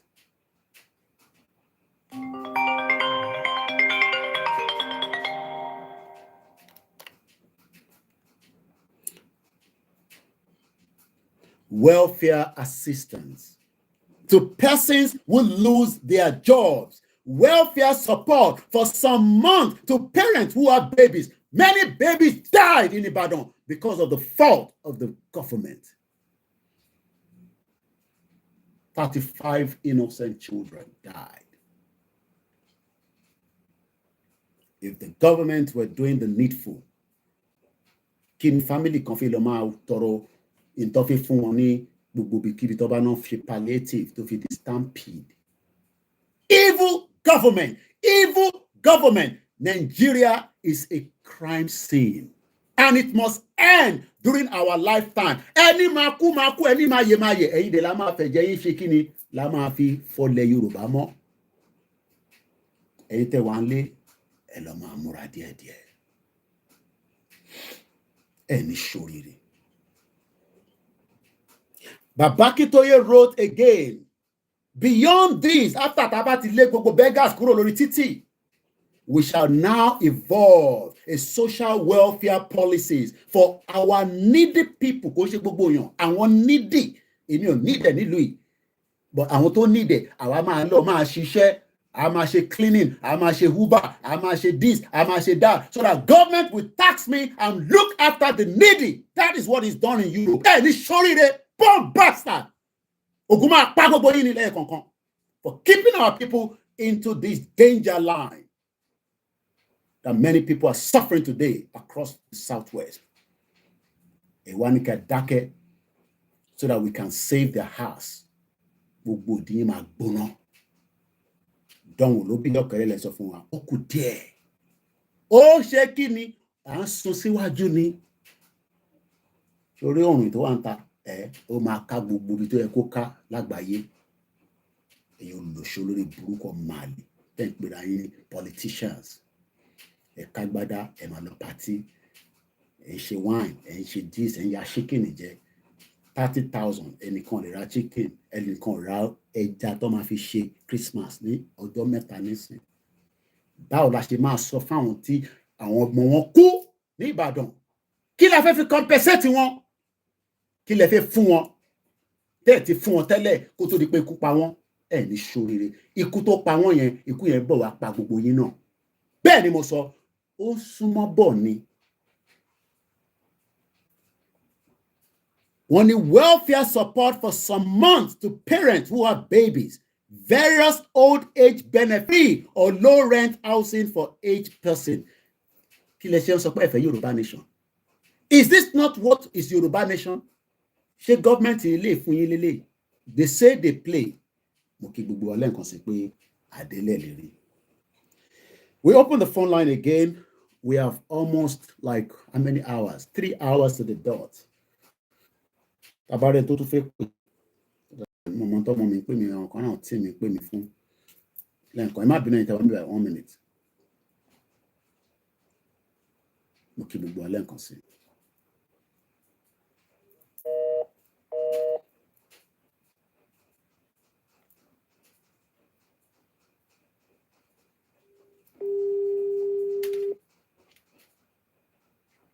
Ṣẹ́yìn ọmọ pé yàn wà lórí program. Mo ẹ̀ṣẹ̀ rí sínú jẹ́ kí n pè yín. All right. Kí ló ṣẹlẹ̀? Kò ní màá pè yín létà kò ṣe fá kánjú kan. Mo kí gbogbo alẹ́ nǹkan sí. Ilẹ̀ Yorùbá gbé wa. And ṣe lásán. Ẹ jẹ́ kí n máa lọ before I get more angry.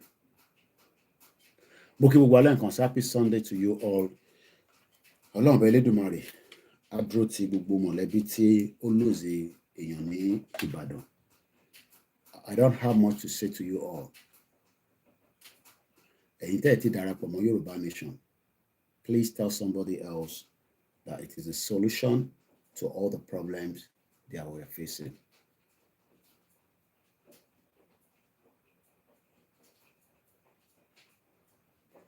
Bàbá mi Bámidélé sọ pé my friend turned back home and they killed him just 4 months ago. Let's leave it like that. Thank you so much. Enjoy the rest of the Sunday. Bye for now.